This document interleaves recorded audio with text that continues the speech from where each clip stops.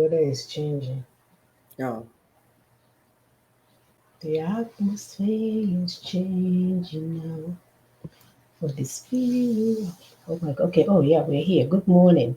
Good morning, my people. Good morning. The atmosphere is really changing because God, the season is right. Mm-hmm. It's working for us. Things are happening in the spiritual realm that you cannot begin to appreciate.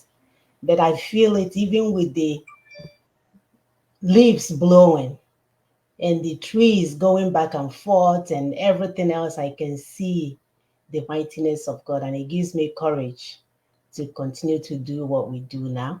And there is no going back. As mothers, we are here to ensure that our future generation live this life better than American. Like I know a joke, better than American life, because this one here is still a little bit twisted. There's some things going on in the background that you will not appreciate.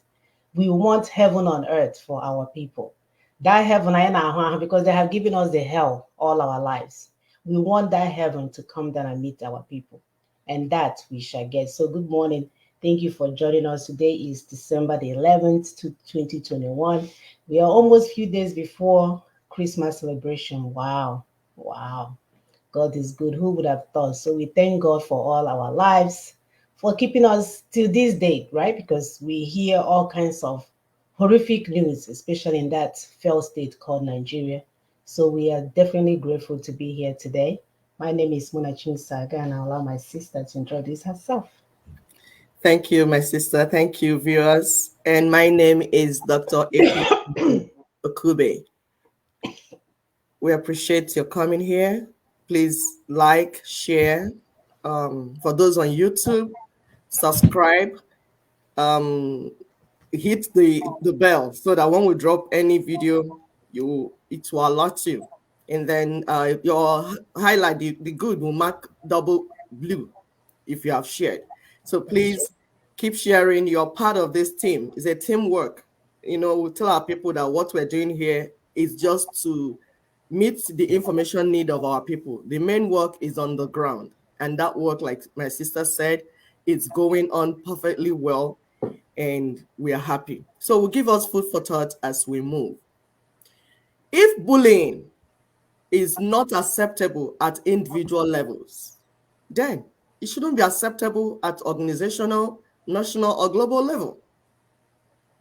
We can no longer ignore countries and entities that bully other nations into backwardness, underdevelopment, or even go around grabbing their lands. We don't care what you're called. Our ancestors are not the demons holding us down. Do you hear what we said again? Because some of you, you are afraid of your ancestors, you are afraid of your forefathers and foremothers. Our ancestors are not the demons holding us down.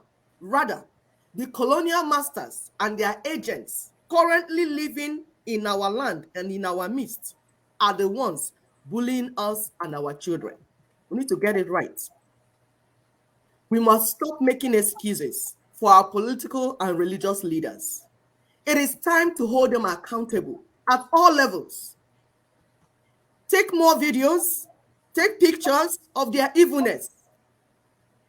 You see, they are fewer in number. We can win this war. We are more. So take their pictures, expose them. If you see something, say and share something. Thank you very much. Yep. If you see something, say and share and say something, because if not, the devil and his cohorts will continue to do hideous crimes that you can never imagine. The only thing that can show them out there is for people, because it used to be, if we think about it a long time ago, it was one group of people doing the media reporting. So they only report what they wanted to report. They can even lie against 5 billion people that are being starved and killed. They can say, oh, nothing is happening. They're just dancing in the farm. Farmers and headers, what is they call it? Farmers and headers clash. They are just clashing Mhm. as if they're the only one that can report. Thank God for YouTube and Facebook and all the social media platforms. The Yes. truth is out there. We are seeing who they are for what they are. We are no longer going to believe, unless if you want to, because some of you are already hooked on Nkpurumiri. So Mm. nothing is making sense. But for those of us that are only drinking water, that still have our senses, we know what they're doing and we see them. and we're going to respond appropriately. Yep. So the question is that, are you game? Are you with us? Do Mm-hmm. you understand what you're saying? Do you understand where we're going? Do you understand what we need to get to our final destination? Just like our topic said, demolishing the old order to establish a new one. We have to change this thing around. We have to change it. We have what it takes to turn this around. There's a game changer here on the table. You just have to understand your role in it so that we can move.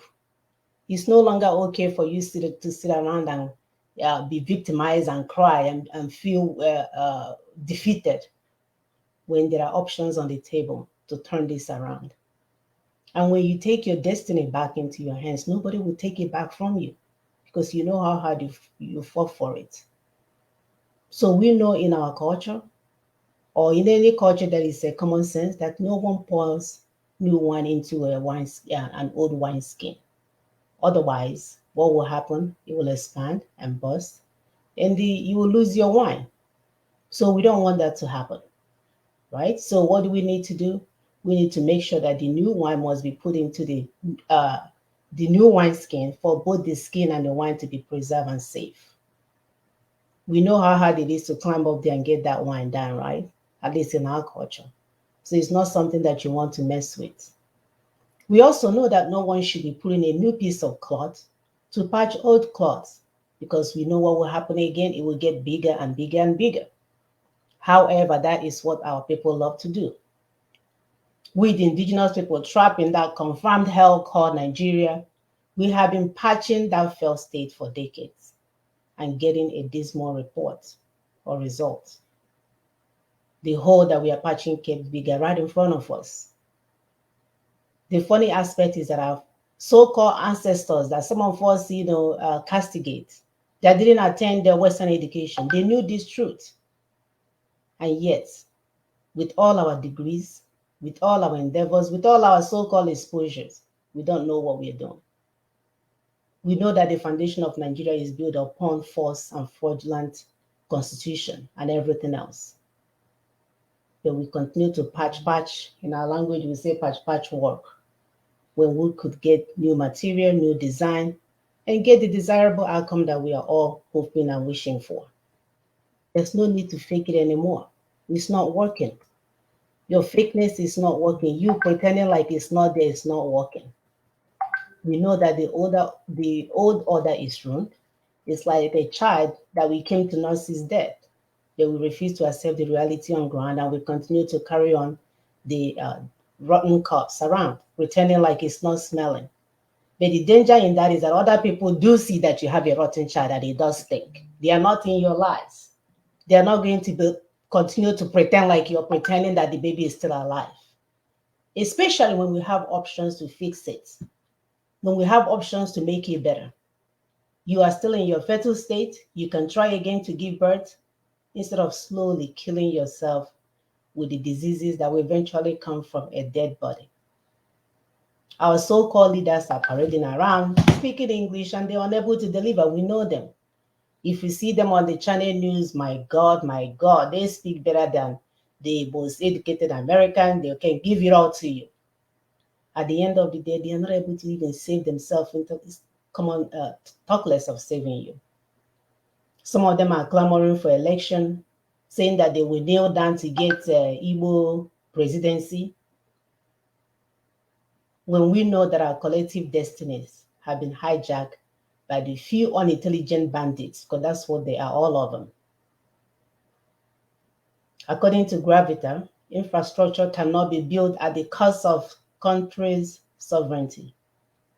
For those of us collecting loans from China to develop Niger or Niger, for those of us collecting loans from China for Buhari to have the domestication fee of $1 trillion to take care of his cows. For anything to make sense, we must retrieve our sovereignty first. What did I say? For anything. If anybody wants to help us, we don't want to hear their English-speaking languages anymore. We don't want to hear their presentations anymore. If any of them want us to take them seriously, we must retrieve our sovereignty first. According to Acts 17:30, it says, in the time of ignorance, and we even added people, overlook things. But we are saying that we command all people everywhere to repent today because it's time for the world to be judged. Do you want to be caught on a camera sticking your hand in the pot of soup? A grown man? We know that will not look good. The old order of African leaders enslaving Africans rather than serving them need to be demolished. But our people need to understand what we need to do. I know there is hunger in the land. We're too hungry, but you're going to die either way, right? So why don't you die, at least delivering the future for your children? The old order of practicing the type of religion that instill fears in people in order to manipulate and trap them needs to go down. Every one of them. Those giving money to celebrities when it's time for treatment and then telling the poor people to come and do a barakata in front of them. It's just a joke. The old order where we cultivate cash crop for the colonial masters while we abandon food crops that will feed our children that are starving needs to go down as soon as possible. The good news is that we have to give our colonizers credit. They have buku information out there for us to see that that you're, if not if best the same, that you're a much, much better person. But we need to understand, accept this truth, this reality, and extricate ourselves from this. Nobody will stop us from declaring constitutional force majeure, which you guys have witnessed. Nobody will stop us from taking our sovereignty back. Because after all, Idi Amin, with in all his wickedness, he was a head of a sovereign state, right? They watched him for 8 years, massacre 8 million, how many millions of people? They didn't come and rescue them because he has a sovereignty within that nation. So we can no longer sit aside and watch while somebody play with our future, because that's what they're doing. If any barakatam happens like this now, hateful, they will disappear. Oh, I know they're all coming down for Christmas season, right? Because their homes are all over the place, waiting for them to return to. It's heartbreaking. But like I said, people are telling us who they are. We just need to get ourselves together and move up, move out of this dungeon that we find ourselves. Sister, please go ahead. Thank you, my sister. This is the time for us to do what we need to do. So, like we said before, please share, like, subscribe. Let's bring other people into this discussion.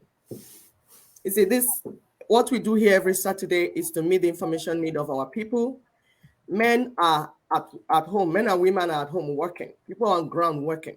And if you want to join this work, please send us information to our phone, our direct messages, messenger, through anything, contact us. Give us your name, your block, the block you're coming from. By block, we have underliners. We have Southwest Block, the Yorubas. We have middle belt.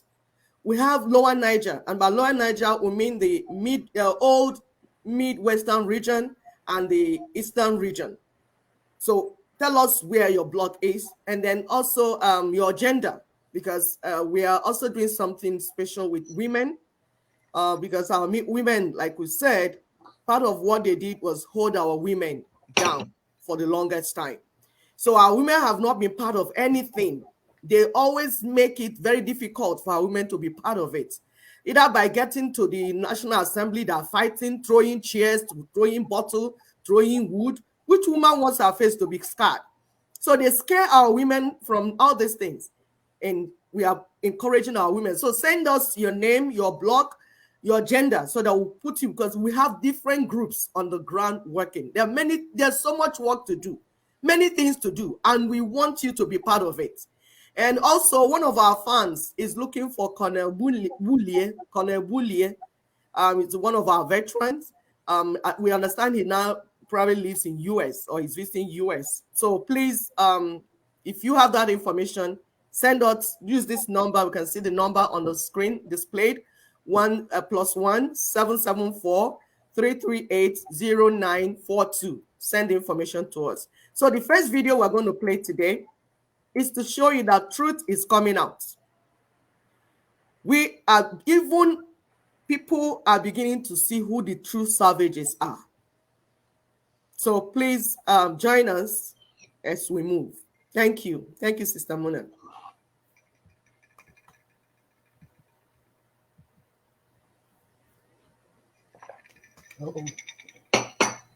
Let's see.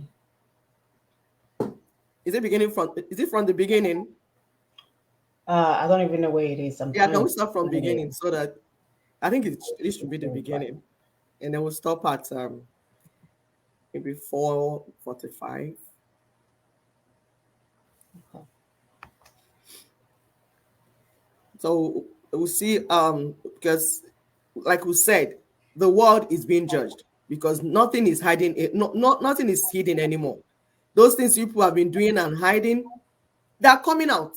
And when it comes out, everybody's seeing it. So it's not a time when you lie to the American community or lie to the British community, to the individuals, to the people, while you hide inside somewhere doing all the nonsense you're doing with your systems. So these things are becoming open and everyone is talking about it. And this is why we come here. We don't want our people to be left out of the discussion. We come here every Saturday so that we let you know what is happening. So you hear it with your own ears and be part of the discussion. It's a global discussion. So be on the table of discussion. Stop running up and down inside bush with machetes and bottles. It's time for discussion. Towards California. In fact, the messages are so awful that there is now a full-blown investigation into the police department by California's Attorney General. We'll give you details on that in just a second, but you must be wondering, well, how bad were they? What was included in these text messages? Was it innuendo? No, it was pretty brazen. The caption read, okay, so in one picture that was exchanged in these messages, there were several black men who were depicted as being lynched. Okay, so we're already talking about some pretty hideous behavior. And the caption read, "Hanging with the homies." Another photo asked what someone should do if their girlfriend. Jack Reacher, Special Investigations Unit. You just go wherever you want, whenever you want? No, we'll cover this whole operation and burn it to the ground.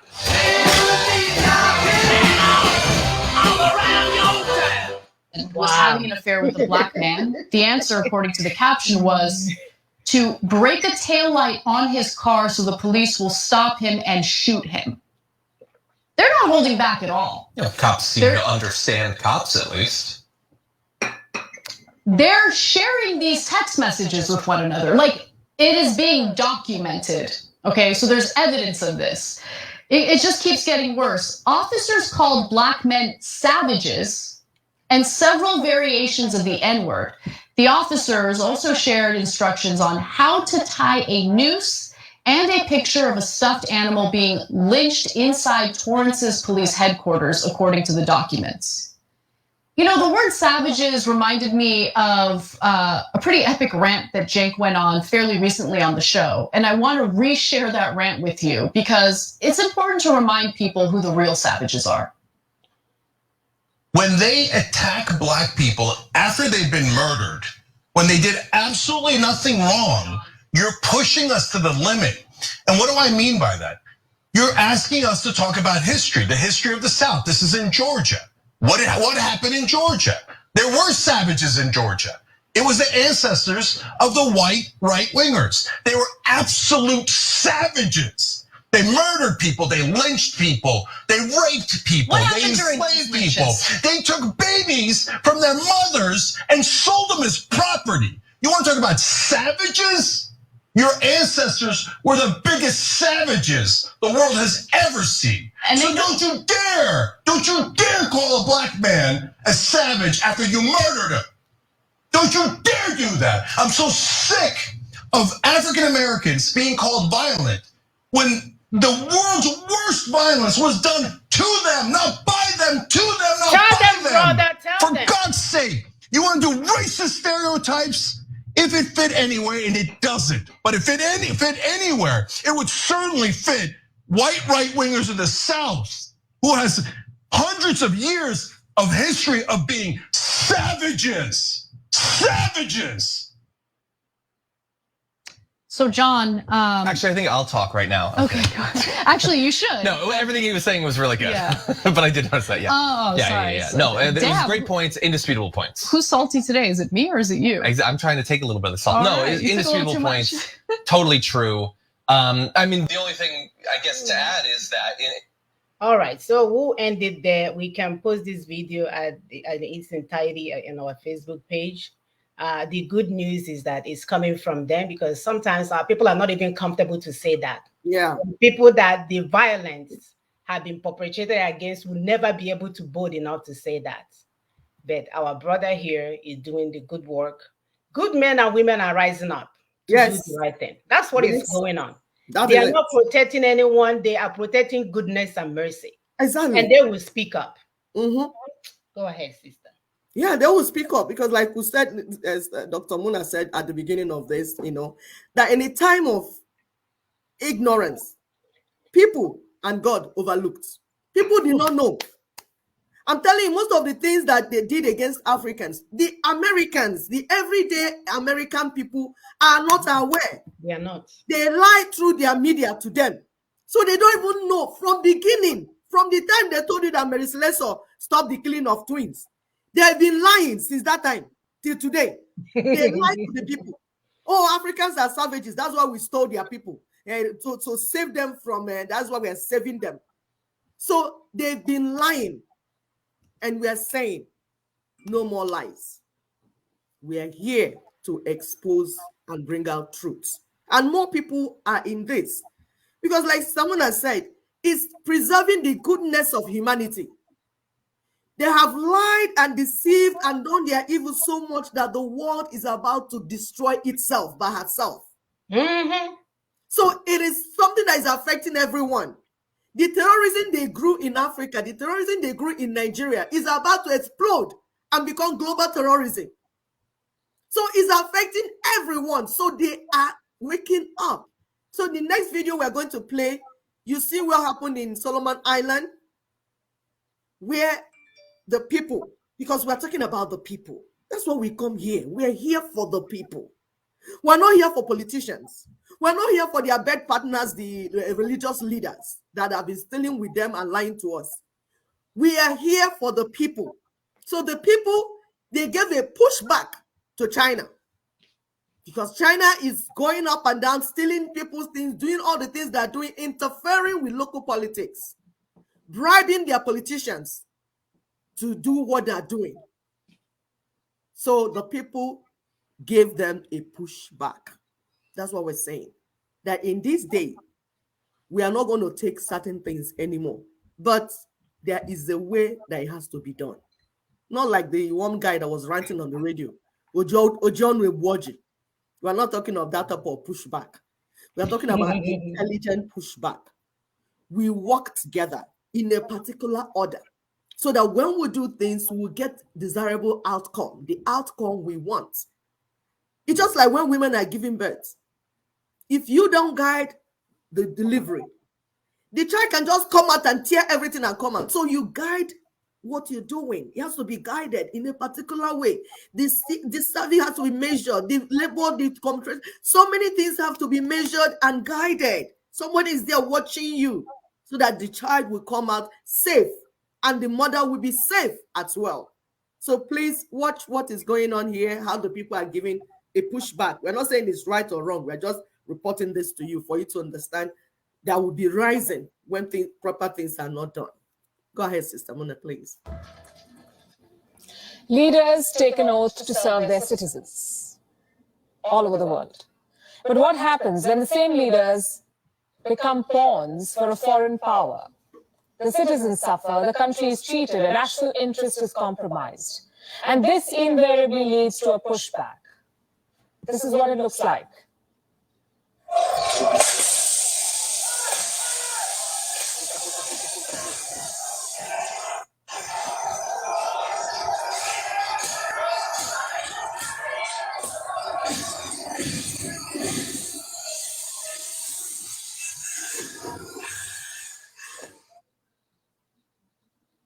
This is the capital of the Solomon Islands, Honiara. 3 days ago, anti-government protests erupted here. These are violent protests, as you can see. A building next to the parliament was set on fire. Police station was torched. Shops were looted. Within hours, the city turned into a war zone. Now, for those of you who are wondering why this small island nation is our cover story tonight, I will explain. These riots in the Solomon Islands did not erupt due to domestic factors. They happened because of China, because of Beijing's growing influence/interference. Chinese cash is said to have triggered these riots, and I'm not talking about Chinese investments here, I'm talking about Chinese bribes. The money China reportedly paid to buy influence in the Solomon Islands. Influence for what? To get this country to dump Taiwan. The Solomon Islands broke diplomatic ties with Taiwan and switched allegiances to China. This one move has divided the country. Why should you care? Because the next country on this list could be yours.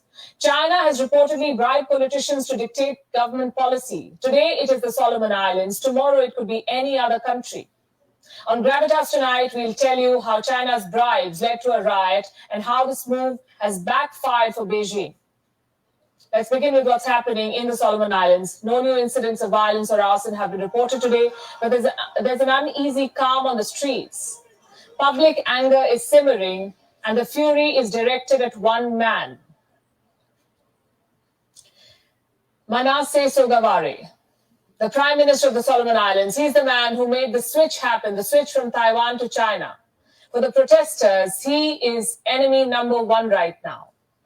They targeted Sogavare's compound. They could not get to his residence, so they decided to go after a building that the Prime Minister owns. It was set on fire. That is the extent of the public anger. These images tell the story. Sogavare is facing the wrath of his citizens, and it's not just because of his China policy. The list of complaints is rather long, we're told. Lack of government services and accountability, corruption, the influx of foreign workers, all of this has led to this anger. The Prime Minister is on the back foot.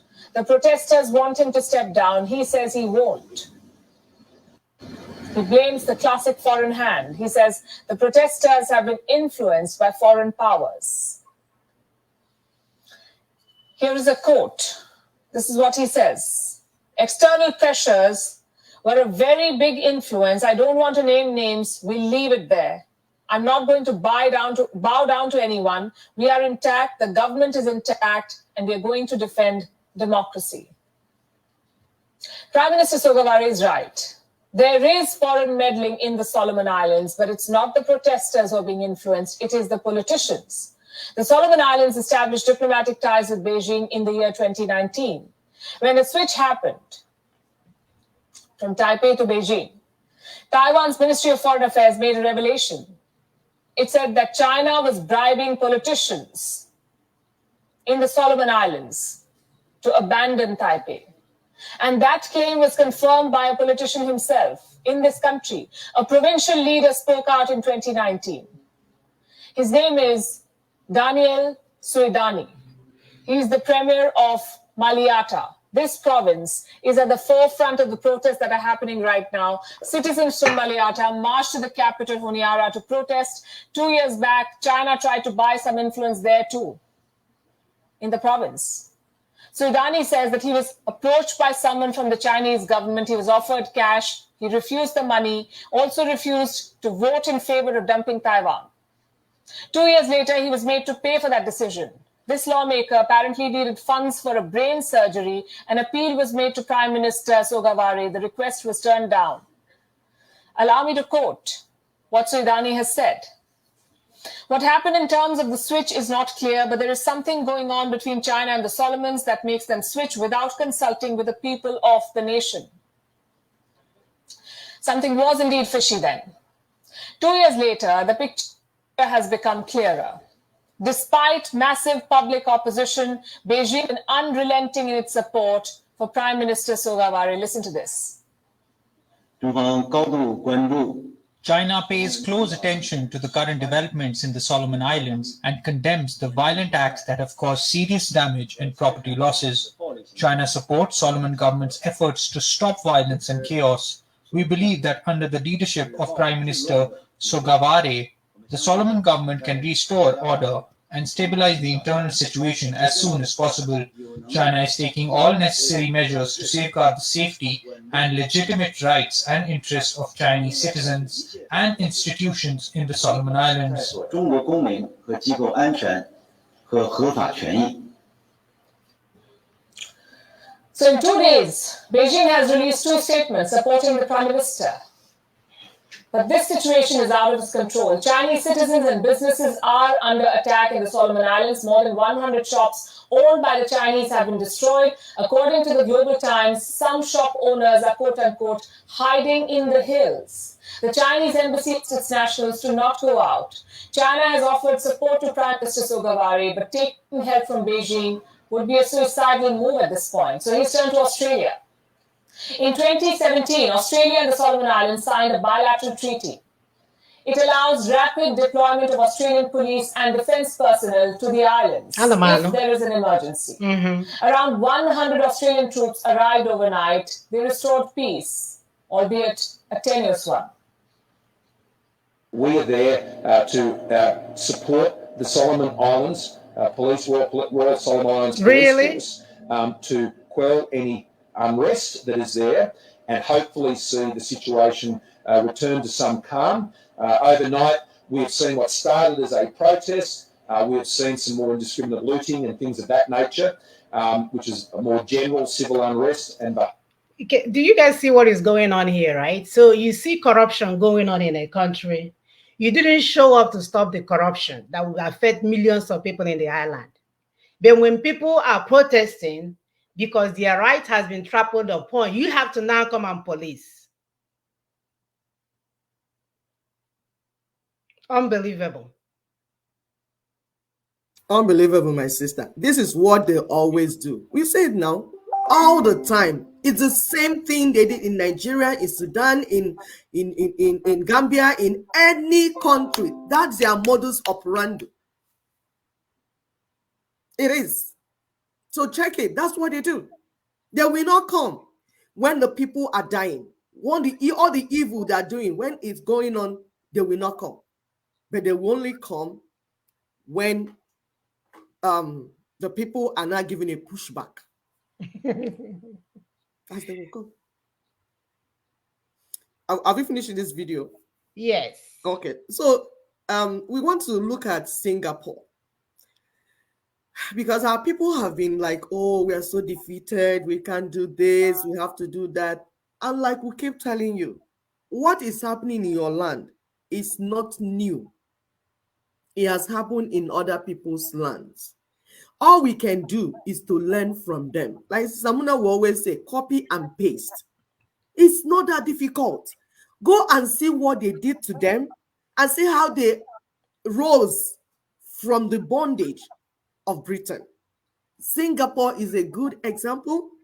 You are seeing that you people are traveling to Singapore, you're seeing everything happening there, but you did not know what it was. It was worse than our place. In terms of culture, in terms of so many things, in terms of lack, they didn't even have resources. Nothing. They rose from the ashes. And today, see what they have. So this is their president that helped them to do that job. We are bringing the work for you. We're going to be playing. It's a long video. So please be patient with us. But we'll break it from time to time and interject so that you will hear. It's not that we cannot tell you the story, but we want you to hear from the horse's mouth, as they will say. Hear from them. So it's not he say, she say. You don't need this thing that you're running up and down inside bush with pieces of metals. Looking for, say, we are about to send missile. I wonder who you're sending missile with your pieces of metal that you brought and painted red, blue, black, green. Please stop this. This is 21st century. We need more brain. And that's why we're calling our women to wake up. In the time past, women could not participate because it's boost, gas. But today, by the grace of God, it has been brought to the table of negotiations, dialogue, brain work. So you don't need all this intimidation and trying to scare people, cutting people's head and putting on the table.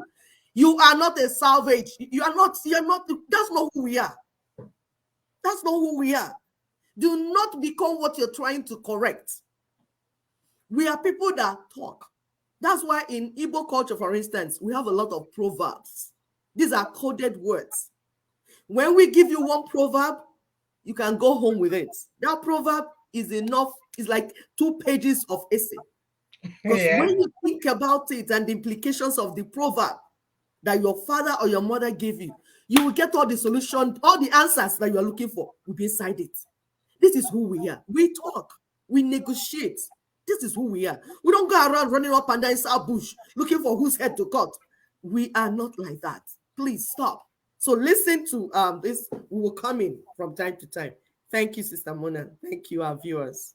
Thank you. Is a very fitting person to be the first Collins family lecturer. When he became Prime Minister of Singapore, it was a relatively poor place. There was some danger of ethnic turmoil. Indeed, there had been riots. Today, it is a rich and prosperous country.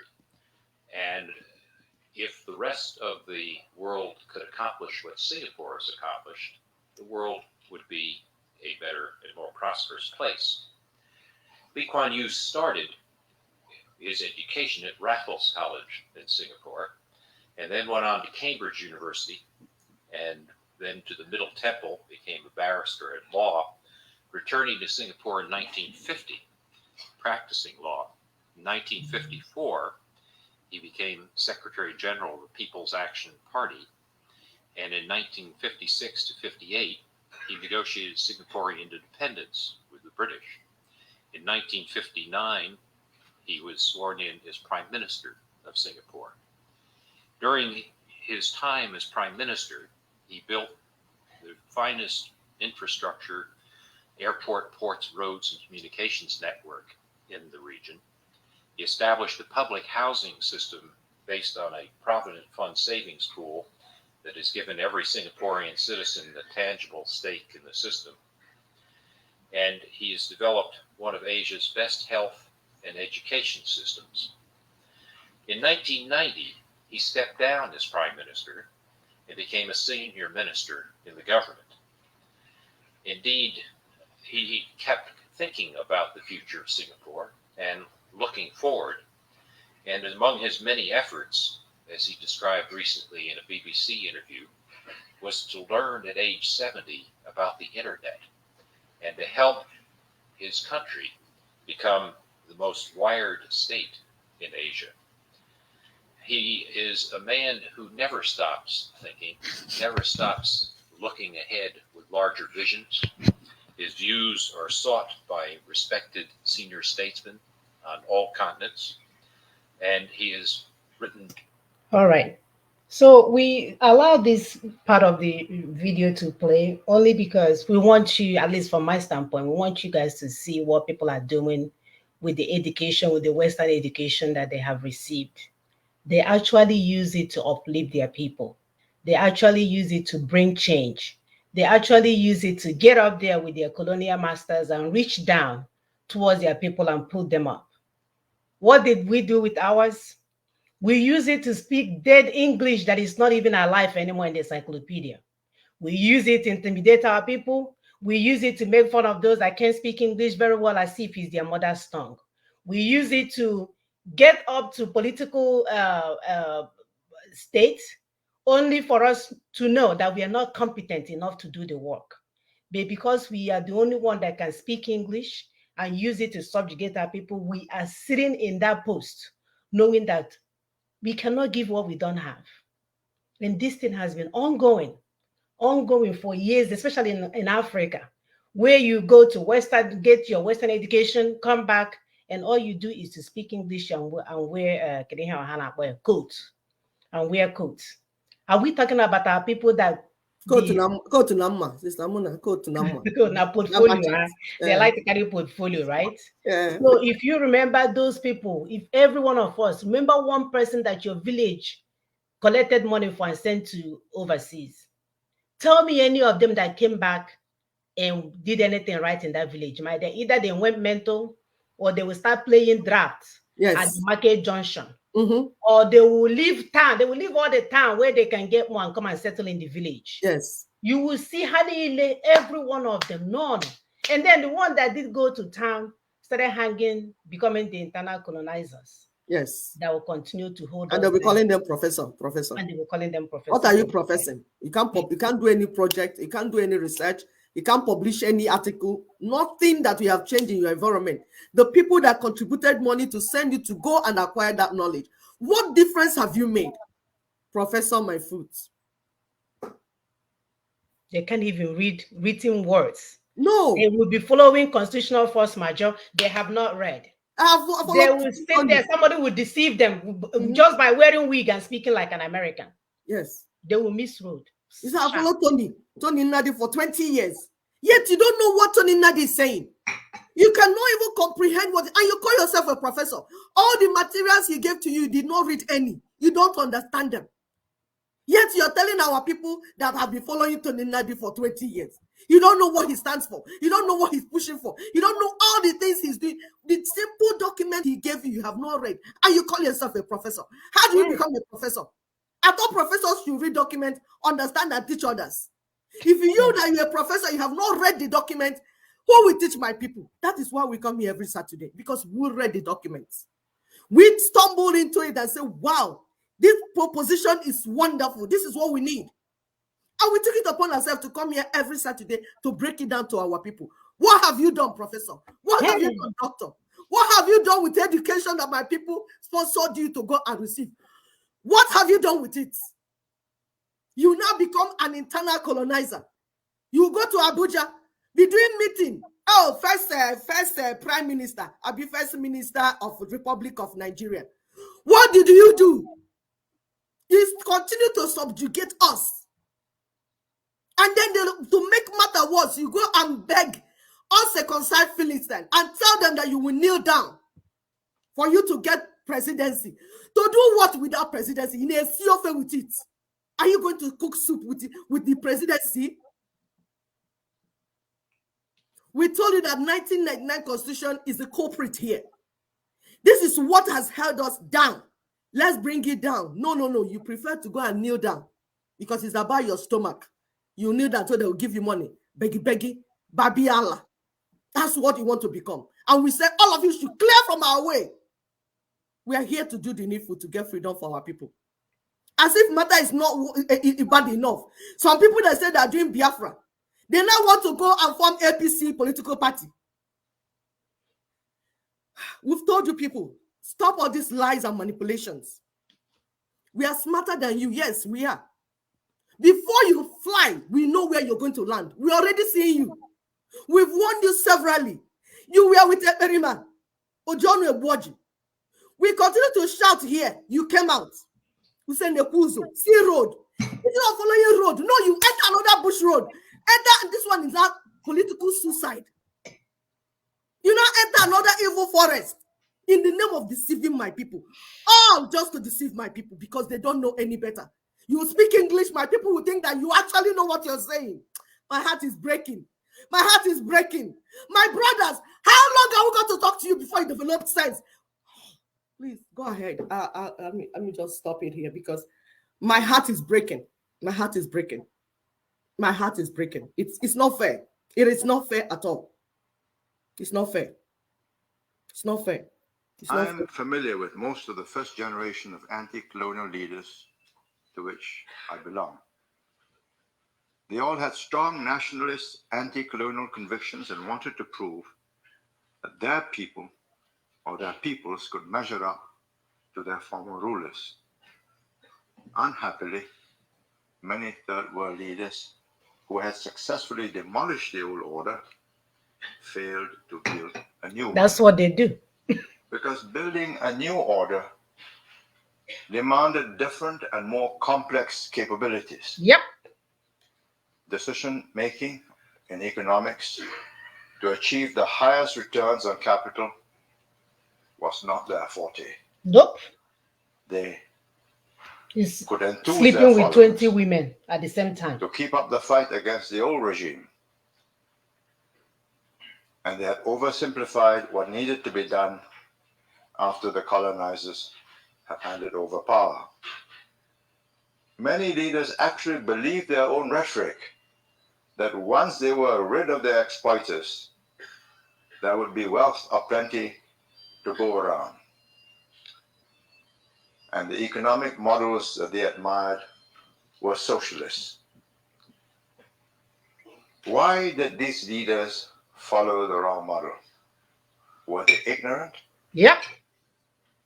On the contrary, many like Michael Manley, the late Prime Minister of Jamaica, they were highly intelligent, and he was a graduate of a distinguished institution. Don't let that fool the you. London School of Economics. Anamano. But they admired the early independence heroes, Nehru, Sukarno, Mao Zedong, Tito. None of these early freedom fighters believed that wealth was something that had to be created by entrepreneurs, people who raised capital, organized workers to produce goods and services that others wanted and would pay for because their prices were competitive. It's a no-brainer. They're just not They smart. all believed that there were shortcuts to prosperity, and they thought the best way was by state intervention. This was a mistake that otherwise well-intentioned leaders like Julius Nyerere of Tanzania made. He was a good, honest Christian, but held doctrinary ideas on how to modernize Tanzania. His policies were ill-suited for a small-scale African agricultural economy. And both Julius Nyerere and Kenneth Kaunda of Zambia failed to develop their economies. On the other hand, Jomo Kenyatta and his successor Daniel Arap Moi of Kenya made their country more prosperous in spite of considerable corruption. What was the difference? It lay in the interventionist state policies of the first two compared to the free market policies of Kenya.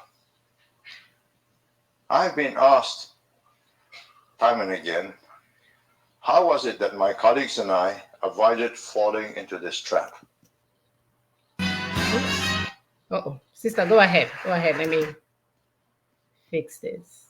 So, my people, you can hear, because like we said, like Namuna said at the beginning, you are carrying a dead child that is rotten, and you are deceiving yourself that this child is alive. But your neighbors are saying that your child is dead and is smelling. Hello. You're not getting the expected result, yes, because either you are ignorant or you're criminal in mind. If you're ignorant, then get people that know. But no, it's mainly corruption.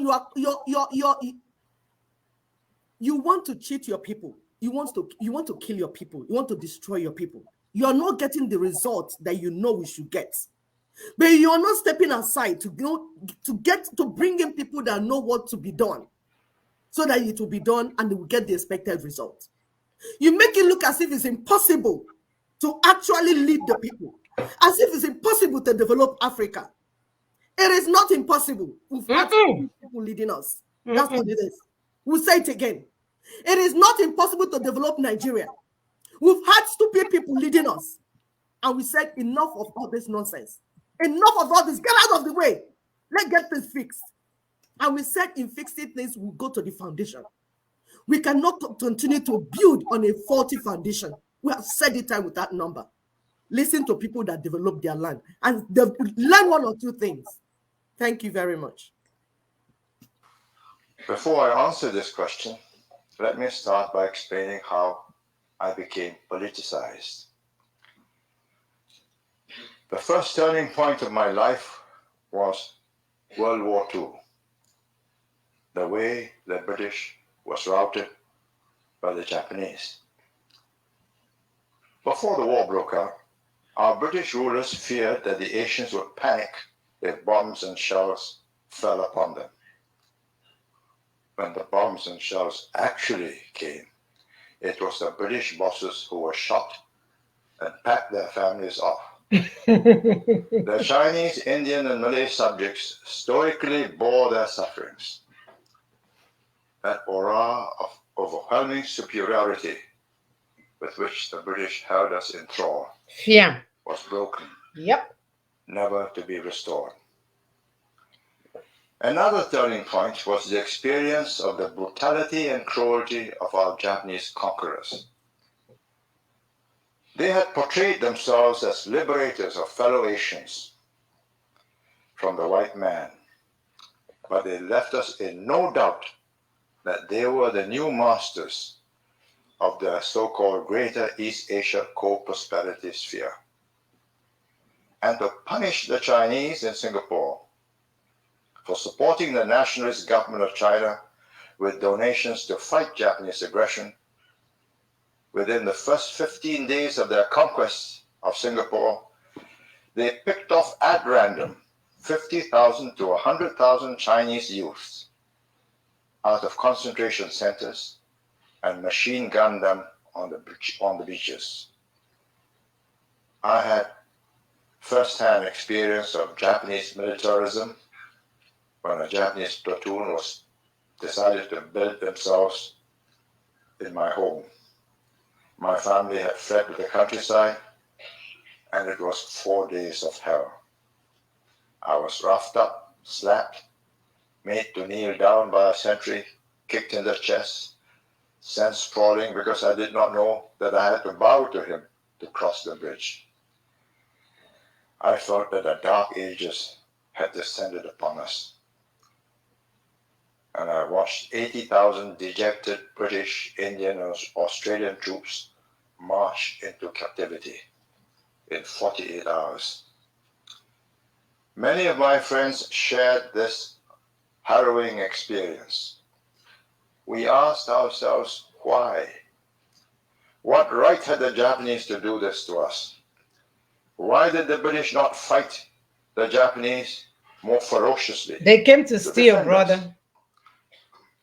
And when the British came back after 3.5 years, after the bombs in Nagasaki, Hiroshima and Nagasaki, the communists who had organized the resistance in the jungles of Malaya attempted to grab power as theirs as of right. But I feared them as much as I feared the Japanese. As a result, many nationalists like me were born. After the war, my contemporaries and I gathered in London. We were studying in various universities in England, and there was ferment in the air. India had got its independence in 1947. So had Pakistan, Burma, Ceylon. Why not Malaya, which then included Singapore? The British cut off Singapore from Malaya as they prepared to give independence to the Malays in Malaya. They wanted to keep Singapore as one link in a chain of naval bases from Portsmouth to Gibraltar to Suez to Aden to Singapore to Sydney. But after the British lost Suez in 1956, they agreed to let us rejoin Malaya. By then it was too late. The Malay majority was not prepared to treat the Chinese, Indian, and other ethnic groups as equal citizens when they became as numerous as the Malays.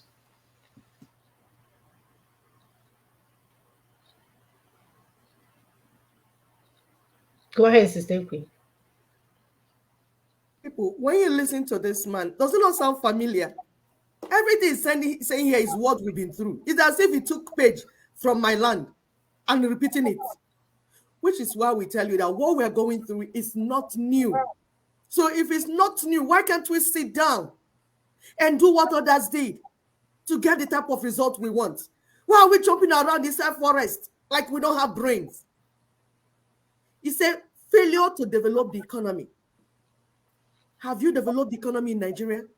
Do you even have a plan to develop it? There's no plan. So you don't expect to get development. You don't expect to get infrastructure. You don't expect to get anything because the people that are driving your vehicle don't even know how to drive a car. They don't have a license. They don't even have a license. They don't know how to start a car, let alone drive it. So how do you expect to be doing the wrong thing and expect to get the right result? We need to understand our uniqueness. We need to understand who we are. Then target the weakness of the enemy, which is what we are doing through Ninas. That is a movement. We came together. They have a structure already, 16 boxes. How many people have gone through it? They're waiting for the Americana with wig to tell them to go left and right. They don't know how to read. I will tell you that if you can actually go through this thing, it's common sense. You will understand it. You will run with it. So annoying. And stop deceiving yourselves. In the name of freedom fighting, you do things that embarrass us. We listen to you, you do not make sense. You're making sense to yourself because you're stupid. Yeah, sorry, you are. That's why what you're saying is making sense to you, because you don't know any better. Listen to people like this, then you begin to understand where Ninas is going, where LNC Ninas is going. And we're here to give you that orientation that you need, so that you'll be able to be part of what is going on. Listen to them. It's as if, when I heard this man, it's as if he came and studied the Ninas and LNC book. This is the pattern. This is the path we want to take our people through the rebirth. Take our people through this pathway to get to where we're going. And there's no shortcuts. Anybody telling you there's a shortcut wants to deceive you, cheat you, collect your money, and that's the end. They will all die. They will kill them. There's no shortcut. It took this man 40 years of doing the right thing to turn the brain of their people to get the result that is needed. But you know what? It's not 40 years of trying and failing. It's not 40 years of doing stupid things. It's 40 years of sitting down and following the step one by one through a process. That's what we need. And that is what is on table. That is what Ninas has presented for us, for all Nigerians, and indeed all Africans. We studied these things. We looked at this proposal. We say, if we can go through this proposal, we are even going to be fast, because honestly, from what he said, our people are even ahead of where they started. So we will not go through 40 years to get to where we're going. But you know what? We have to be on the pathway. You cannot be inside forest, dancing around in the forest and expecting that one day you jump out to where you're going. Things do not happen that way. You must follow process. And my people, listen to us. Anybody coming to you, promising you freedom, promising you anything, tell them to give you the proposal on the table. Bring the proposal, let's see it. And then you read it by yourself and see that it's nothing. My dear, they can't even articulate a proposal, let alone or run it. But please, it's all about Facebook, proposal on Facebook. That's it. Talk. They don't know how to deliver. So they can continue to take us in the wilderness for another 1 million years, as if we are brainless. No, if you guys went to school, you don't know how to use your degree. I know how to use my degree. Don't get it twisted. Simple. Okay? I didn't go there to learn the English. I went there to learn the strategies and the protocols that will help me deliver results. Simple. What were my motivations? First, to get rid of colonialism and be independent. Simple. This got us involved in a fight against the communists, who were well ahead of us in the struggle against the British. Later, we rejoined Malaya and had to fight the Malay extremists who wanted to dominate other ethnic groups in Malaysia. As a result, in less than 2 years of federation, Singapore was asked to leave. And we had to agree, because the alternative was bloodshed, which the Malaysian Prime Minister Tunku Abdul Rahman warned us. So suddenly, in August 1965, we had to create a nation out of a motley collection of Chinese, Indians, Malays, and others who had come to Singapore to seek a better life, but not to be a nation. How did we escape choosing the wrong model? Well, we were helped by the examples of failed policies in many new countries. India, Pakistan, Ceylon, Burma, and Indonesia had gained their independence in the 1940s. Ghana and Nigeria in the 1950s. By 1965, they were not thriving. India's Prime Minister Jawaharlal Nehru had imbibed socialist theories from his generation of British philosophers, economists, and political scientists when he was a student at Cambridge. A powerful factor then was the example of the British under Clement Attlee, whose Labour government had set out to equalize opportunities and results. Their policies led to the nationalization of key industries: iron and coal, steel mills, petrochemicals, synthetic fiber plants, all became state enterprises. So did the railways, the buses, and all manner of transportation. For more than 4 decades, India made the same car. In 1950, Morris Oxford, in a state-run factory. They called it the Hindustan. No one checked the bottom line for rates of return on capital. Profit was a dirty word associated with the capitalists. Now let me confess that in my student days up at Cambridge in the 1940s after World War II, I was convinced that Britain's welfare state was the highest form of civilized society. And in my teen years, I was a great admirer of Pandit Nehru. But I could see that he had adopted the wrong model by the 1960s. That he had set India on the path of a planned economy with concentration on heavy industries, and his successors carried on with these policies until Prime Minister Narasimha Rao began to change course late in the mid-1990s.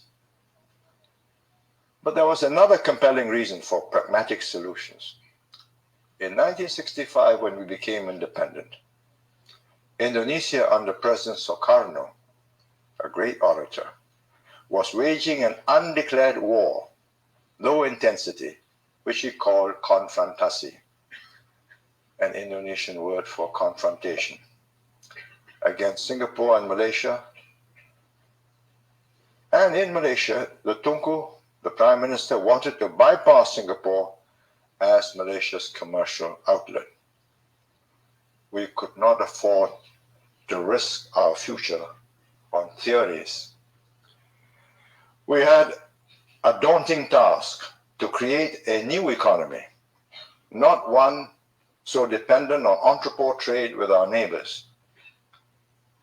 And independence brought worries for our future, not euphoria. We were no longer the commercial, administrative, or military center of the British Empire and Southeast Asia. The British were departing. The odds were against our survival, and we had to ensure our own existence, which we had previously taken for granted. Our first preoccupation for survival, which meant economic viability, had to be solved. Next, security. I cast around for solutions. We reached out first to Hong Kong and Taiwan investors in textiles, garments, plastics, and low value-added products. Later, a UNDP expert working in Singapore described to me how Israel had leapfrogged its neighbors who boycotted them, and exported to Europe and America fruits, flowers, many other things. I thought to myself, why not seek links with the developed countries? get industrial investments from Europe, Japan, and America. They came, but far and few between. Then, fortuitously, China went into convulsion of the Cultural Revolution, and it reached a crescendo in 1967. So computer companies like Texas Instruments, Hewlett-Packard, National Semiconductors, they passed over Taiwan and Hong Kong, and we attracted them to Singapore. We had political stability, industrial peace, plus English as our working language, pull factors. 20 years later, we had become a major manufacturer of electronics, computers, and disk drives. The leapfrog strategy succeeded. I worked out another strategy, the other side of the coin. That was to create or to turn Singapore, a third world island, into a first world oasis in a third world region, so that entrepreneurs and their families from the first world would base themselves in Singapore whilst they explored the region. So we established up-to-date facilities in communications and transportation, airport, container port, state-of-the-art telecoms and security, personal and public security, health standards to approximate first world, and a living environment equal to the first world. Later, we improved our cultural facilities, museums, symphony orchestras, visiting artists. The hardware part was easy.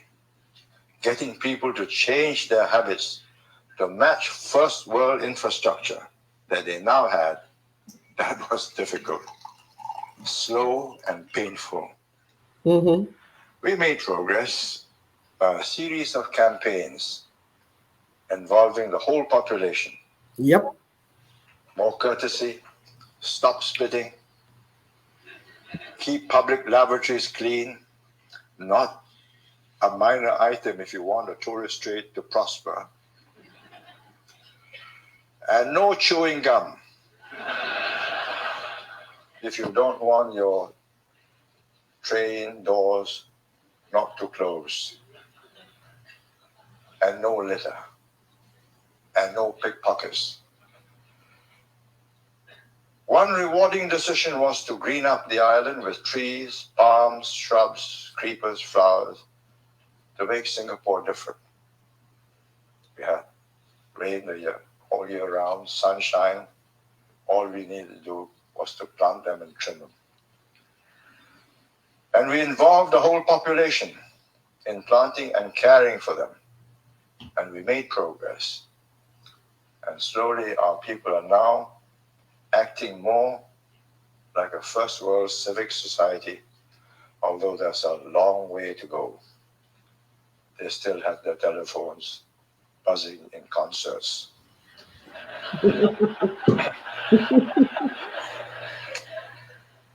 We had to do a U-turn to carry our people with us, or we would fail. You have to. In place of constant strife and agitation, we had to convince workers and their union leaders that unless we had industrial peace and worker cooperation with management to improve productivity, we would be overwhelmed by our unemployment. The history of Singapore after independence was one hard, long slog to make ourselves relevant and useful to the world, to add value to both foreign investments that we sought and those that we ourselves made with our savings. Our next major task was to establish security, which had to be based on social cohesion of our many races, religions, languages, and cultures. All successor governments of colonial regimes have inherited this problem. of multi-tribal, multilingual, multi-religious, multicultural. That's what they do. Chikota people on. How to achieve it? Because without a cohesive people at peace with each other, development was not possible. Our solution to the problem of a young nation was a policy of deliberate gradualism in all matters which involved race, language, culture, and religion. We have 77% Chinese, but from different parts of China speaking different and mutually unintelligible dialects. 14% Malay Muslims from different parts of Malaysia and Indonesia. 8% Indians from different parts of India, speaking totally different languages. The rest from Europe and other parts of Asia. We needed a common language. Had we legislated for one, there would have been trouble. Which one? So we encouraged everyone to learn two languages, English and the mother tongue. English is no group's mother tongue, so no one gained any advantage. And we made it our working language. We have not forced or pressure-cooked a national identity. We have refrained from suppressing ethnic cultures, languages, religions, or their sense of separate identity. We aimed for integration, not assimilation.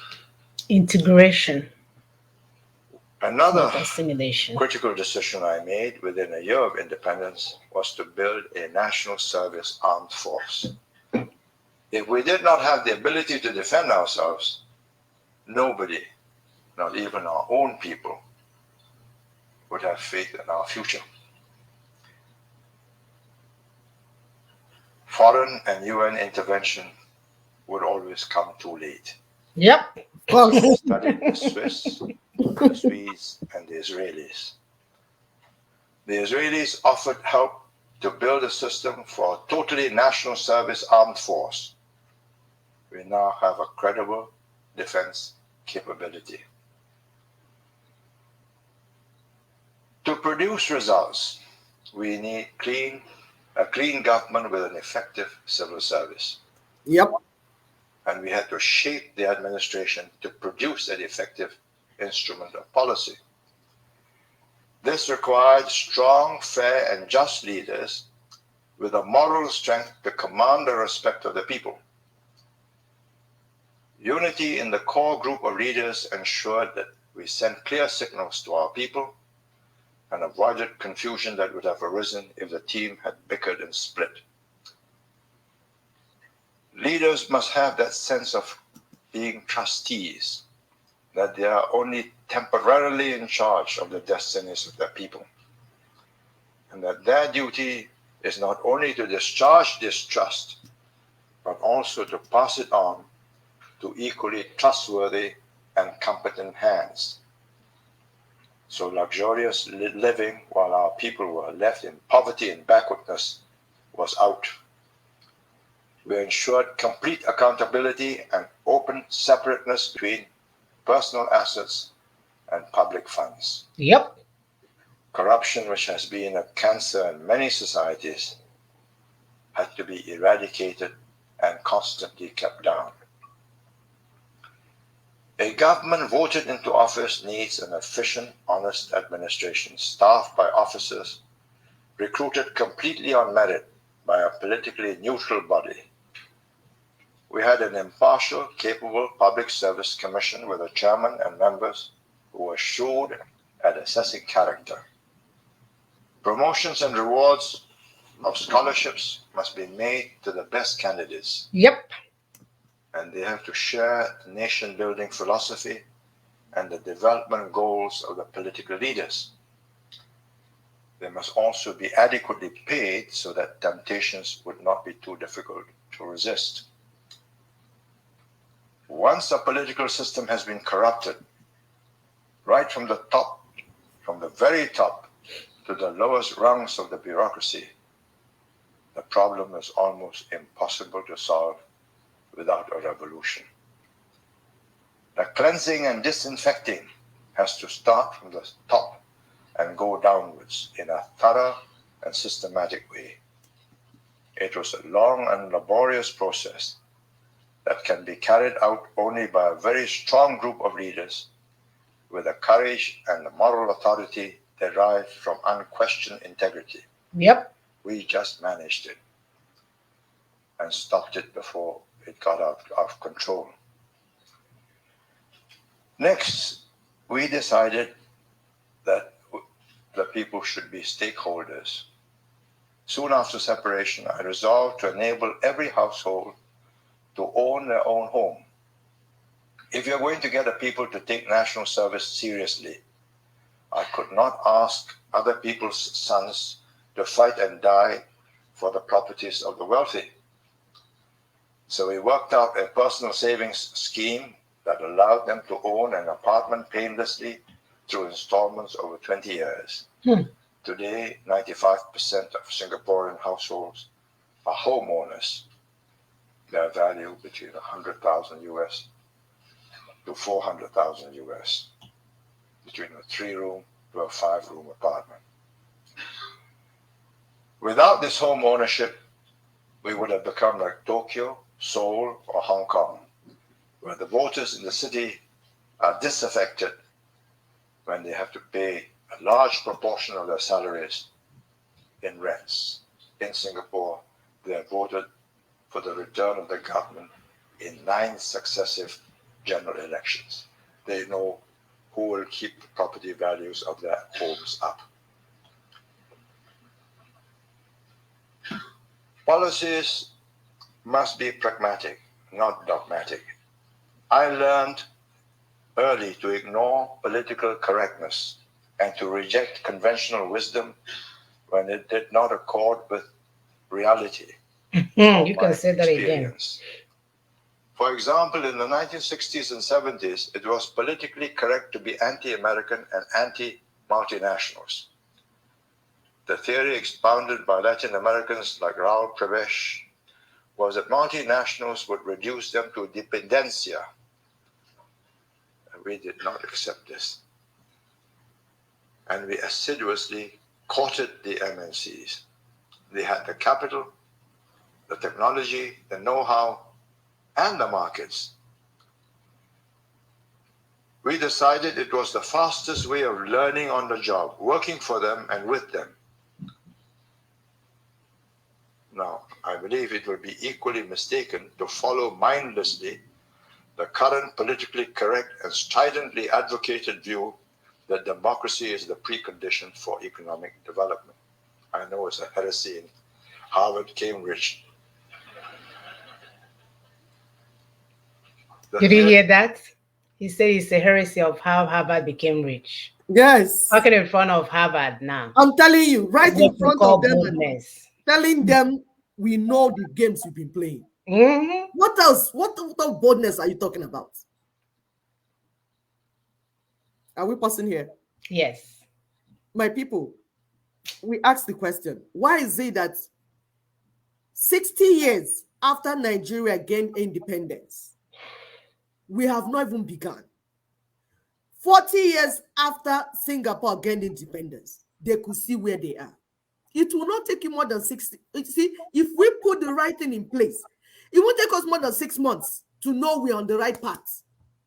This trial and error is all because people don't know what to do and they're criminals and all they want to do is steal. Look at the man's motivation. His motivation is not the same thing with our own.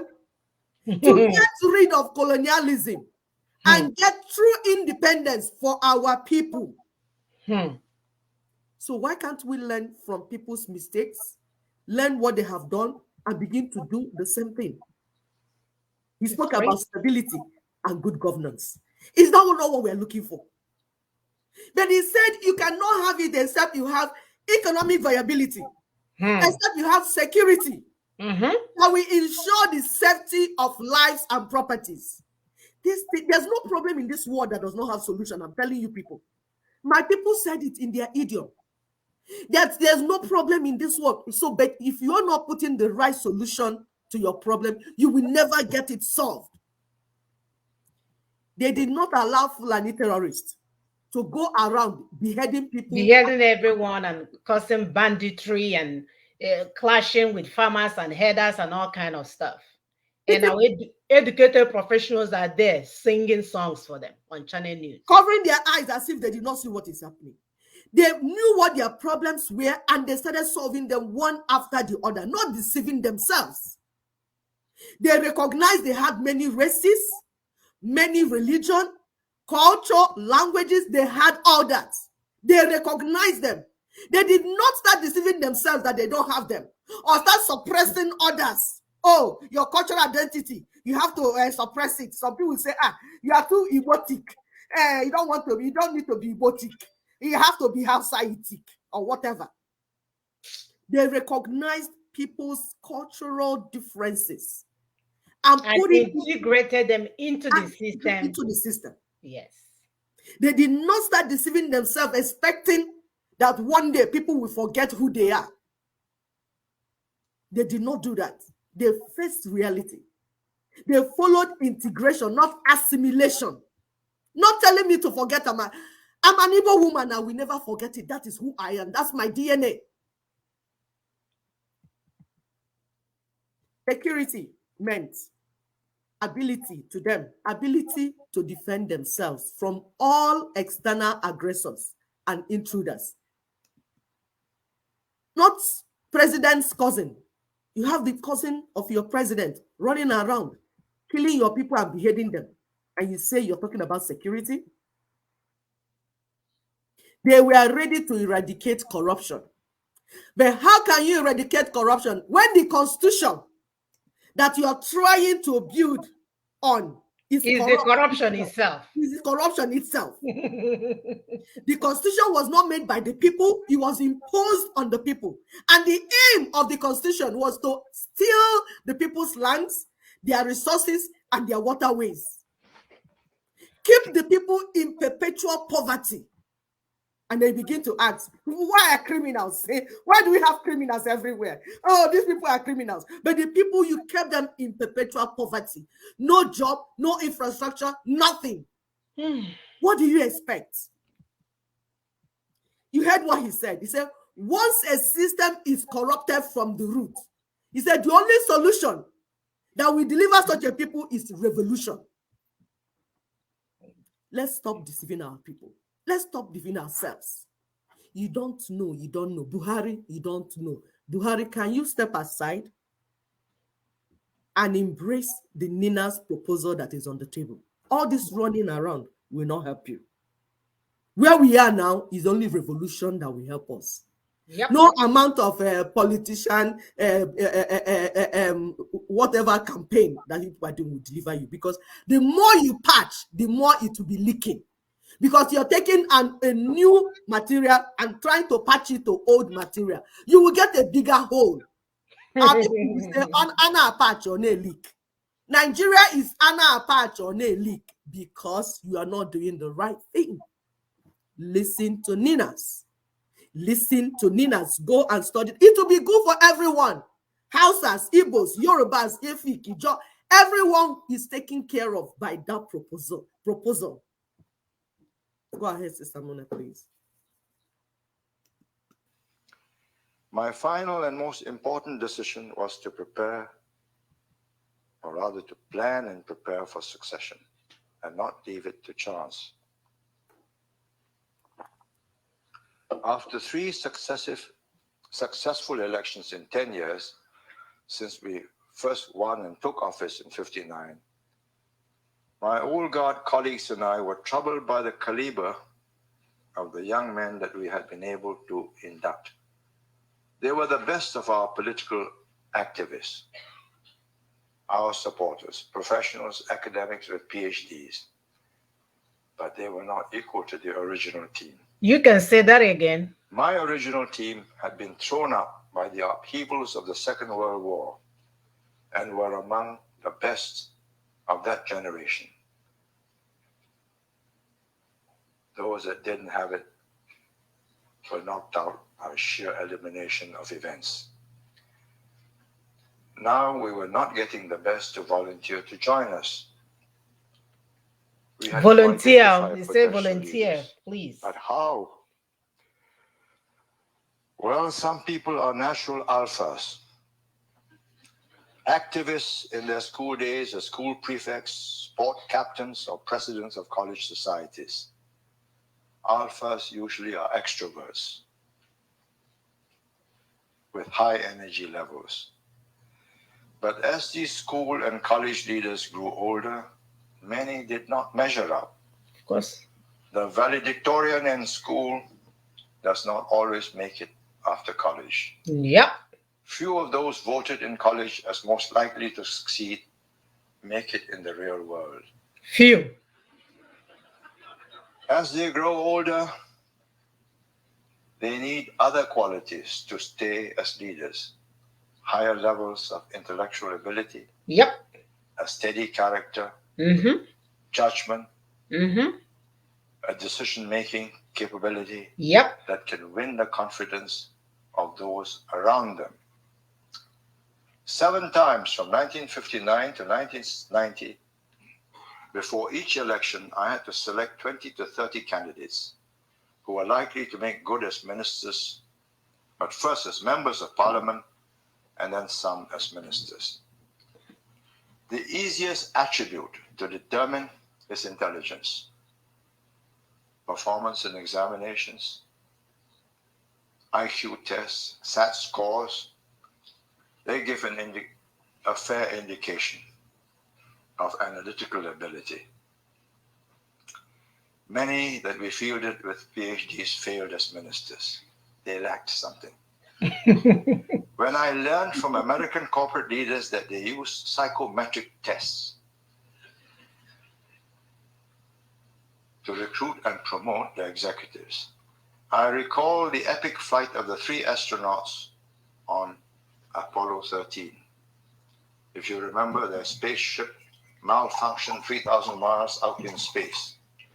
Any false move, and they would never return to Earth.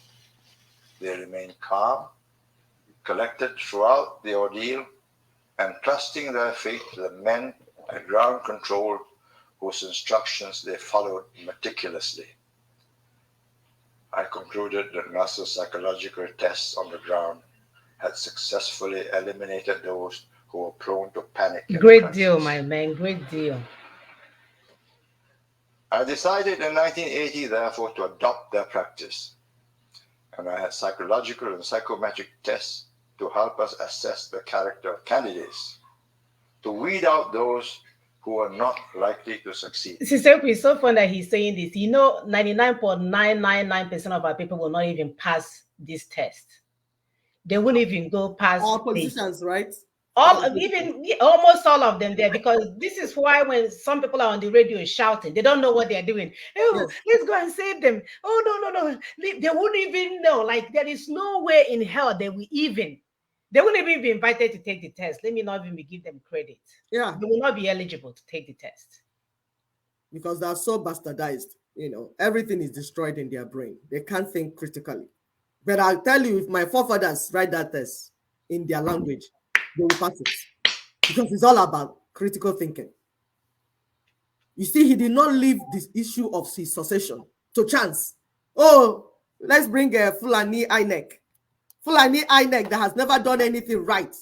You want to leave the thing about governance of your people into their hands. And people are getting ready to go for that election. And people want to go into it again. Ask yourself, what has been happening for years? What has been happening for years? You are doing the wrong thing and expecting a different result. And you can see, degrees does not equate to steady character. As somebody has PhD, professor, does not mean that the character is good or that you can guarantee him as a good leader. Good decision making. Good decision making. PhD will not replace critical thinking. It will not. In Igbo language, it's called Anye Lerele na Anya Aroro. I'm telling you. What happens when this happens? What happens when you will have to have sense to be able to do it? But we've had the wrong people leading us. there's leadership vacuum in Nigeria and in Africa. That's why we're getting the results we're getting. That's why the things are the way they are. It is no brainer. It's not something that you go and start getting a pastor to prophesy for you to know where things have gone wrong. We've had leadership vacuum. The people leading us, look at people like Okorocha. If you have a company and you want to function like a good, like want to get results, there's no corruption. Somebody like Okorocha cannot manage your company. I told people, I said, why is it that there's only stupid people that are rich in Nigeria? Because things are not right. You have to be corrupt to make money. If you're not corrupt, you will never get to anywhere. I'm willing to kill too. I'm willing to kill and destroy things. That is why it is that the people are dying and few people are becoming billionaires and millionaires. If things are right, it will not be few millionaires that we have in Nigeria. We will have our children everywhere performing and doing wonders. Why is it that it's only when our children get out of Nigeria that they become who God has called them to be? Why? Because Nigeria will kill them, destroy every resources that will make them a human being. Few criminals will take it, share it among themselves and say that they are rich, they are billionaires. Your only reason you are rich in Nigeria, let me say it again.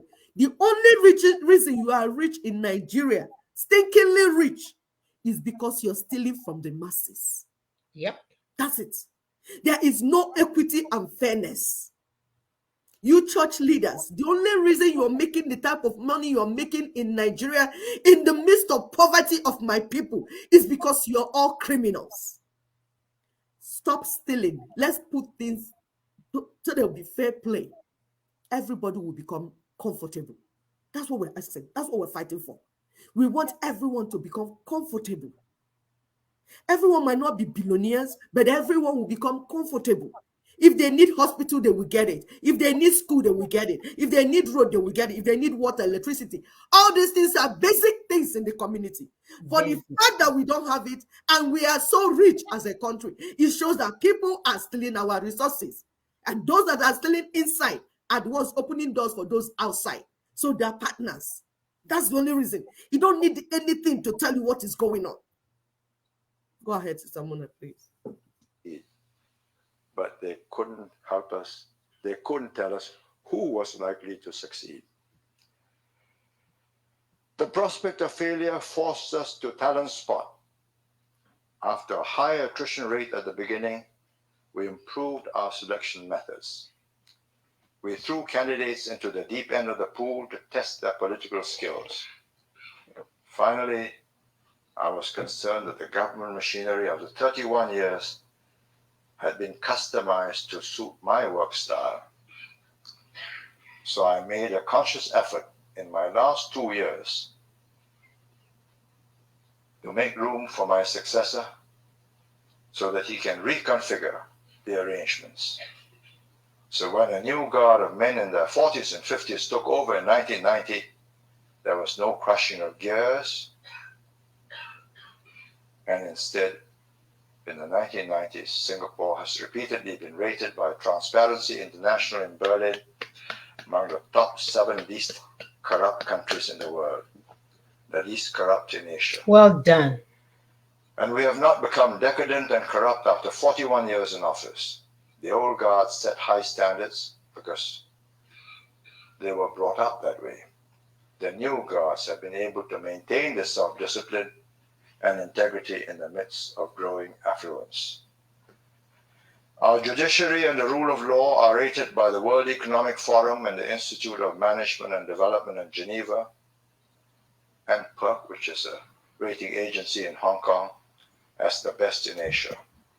It commands the respect of the people and of our investors. And Singapore is ranked by WEF and IMD as the second most competitive nation in the world after the United States. They say I do not listen to my opponents. I do, when they are serious opponents. Not when they are stupid. We studied all those items where we were rated poorly, and we set out to do better. You don't have time to listen to stupid people. We practiced lifelong learning before it became a buzzword. Lifelong learning. What were the basic strengths that made this possible? Mm. A basic idealism and an integrity that drives the whole system. But new forces are at work. The present leaders grew up in a Singapore that was stable and growing year by year. Mm-hmm. People have got accustomed to the comforts of a modern, affluent society and expect life to be better every year. Opinion polls are becoming a regular feature of public life. Leadership has been reduced to the shaping of a policy so that somehow it would be able to carry the majority. And if not the majority, then the plurality, in the hope that it will expand into a majority by the next election. I view this with mixed feelings as a totally different way from what I used to do. In the 1960s, strikes, demonstrations, disorder, and violence threatened our existence. People faced dire choices. Leaders had to lead, make bold decisions, and act swiftly. Only later did I have to convince the people to support our decisions. For example, I had to carry out a campaign to win a referendum to take Singapore into Malaysia. But when bloodshed threatened and the Malaysian government wanted Singapore to be out, I did not. Indeed, I could not hold a referendum and consult the people before I took them out. Because they have a sound leader. Disaster. I took the decision, persuaded my cabinet colleagues to sign the separation agreement with me, and embarked on independent Singapore. To build a more stable Singapore, I did not discuss nor ask our different races whether they like to live integrated together in new high-rises. When we were building to replace the squatter huts, I knew what the answer was going to be. They wanted to stay together. But would that be good for us? The British had allowed them to be segregated in Malay villages, Chinese quarters, and an Indian enclave because it was easier to rule such groups of people separate divide and conquer. Race, language, and religion. We had to form a nation, or try to. So my colleagues and I decided that the people would ballot for their apartments. And they would have Chinese, Malays, Indians, Eurasians, and others as their neighbors. We did not seek their consent.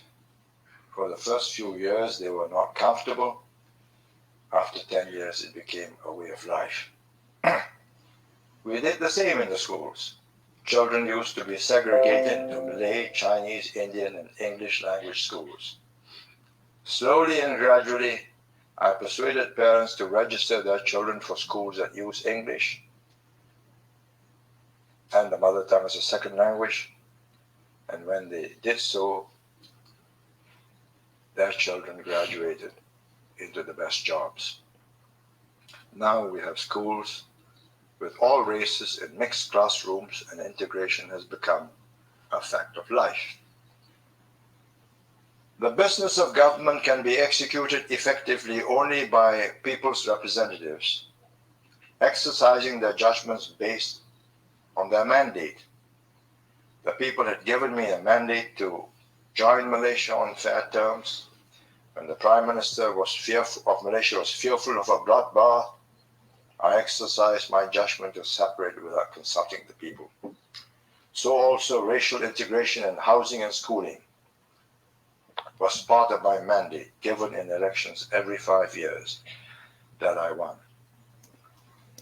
The difference between the old guard and the new guard leaders are stark, reflecting the differences between the old society and the new. The old society was a revolutionary situation. People felt that everything, including their lives, were at stake. I like the way he keeps mentioning integration. And it's so important now. You cannot lead the people if you do not work with them, get them integrated, and then because the people know what they want. To sell it, like good market sells itself. And you see how he said, the failure of African countries, because we tell people are watching you, they see what you're doing, they know that what you're doing will never yield the type of result you're going for. You said that leaders were abiding with theory of socialism and state enterprises. Is that not what they're doing? Misallocation of resources. People can see it now. However, we need to maintain social order and uphold rule of law. Do you have rule of law in Nigeria? They need to educate their people. He knew that they needed to educate their people, not Fulanis that are running inside forest and outside children that are busy begging on the streets. Babi Allah, how do you want to get any meaningful development with all that? Then you need to maintain peace in order to attract investors and create jobs. Is it not simple and straightforward? It's common sense. It's common sense. We're asking our people, so what is the way forward? This video is on their platform. You can watch it in its entirety because we break it down for you to understand where we're going. We are going, like we keep saying, work is going on the ground. We are here to explain to you so that this is part of the integration we are doing. Try to carry our people along, explain and teach things to them so that we understand. Please share these things to your politicians. Share this video to your church leaders, all of them, because their brain, we need to teach their brain. There's a video that Samuna will play for us about former Governor Donald Duke. The only reason we are playing that video is because we want to take back our resources. If you don't know your resources, you won't know what to take it back. Because the only reason Buhari and his people are borrowing is because they're stupid. We have resources in Nigeria. I've always said it in classes here when I was doing my master's. I'll tell them the problem in Nigeria is not problem of resources. We have resources. It's management of resources. We are still wealthy till today. But the only reason Buhari will continue to borrow is because he is very stupid. I said it. Yes, tell him I said it. He is stupid because he doesn't know what to do. And him and APC, all of them, they don't know what to do, and they are busy sinking our people more and more into evil. Somebody wrote here and said that Nigeria is evil forest, not democracy. We want to make the world a better place for indigenous peoples. That's what Ninas wants to do. We want to make our people live in a better world, like Singapore did. So watch this video and see, just for you to understand. We'll continue, but for you to understand that we have enough resources. As of today, we still have enough resources to get Nigeria out of the, no, not Nigeria, Nigerians. We are here for Nigerians, not dead Nigeria. Nigeria is dead. It's thinking, it's dead. But we want to deliver Nigerians. And we still have enough resources to get that done, if the right things are done. This is a nation that flares 2.5, or used to, until recently, flare 2.5 billion cubic feet of gas a day. And we did that for over 30 years. Today, they say we're flaring 750 cubic feet of gas that we've reinjected it and all that. But why are you rejecting the gas? Gas is energy. You're flaring it. Why don't you clean it up, pipe it, distribute it to every nook and cranny? No, the world will stop. And let that be a subsidy to industry. Kano used to be the second largest industrial center after Lagos. Kano is dead. Why? No energy. But you're flaring gas. That's energy. The same country that liquefies this gas and sends it abroad to earn income. What do you think that they're doing with the gas you send abroad there? It's the same energy they're looking for. So let's call a spade a spade. We are dumb.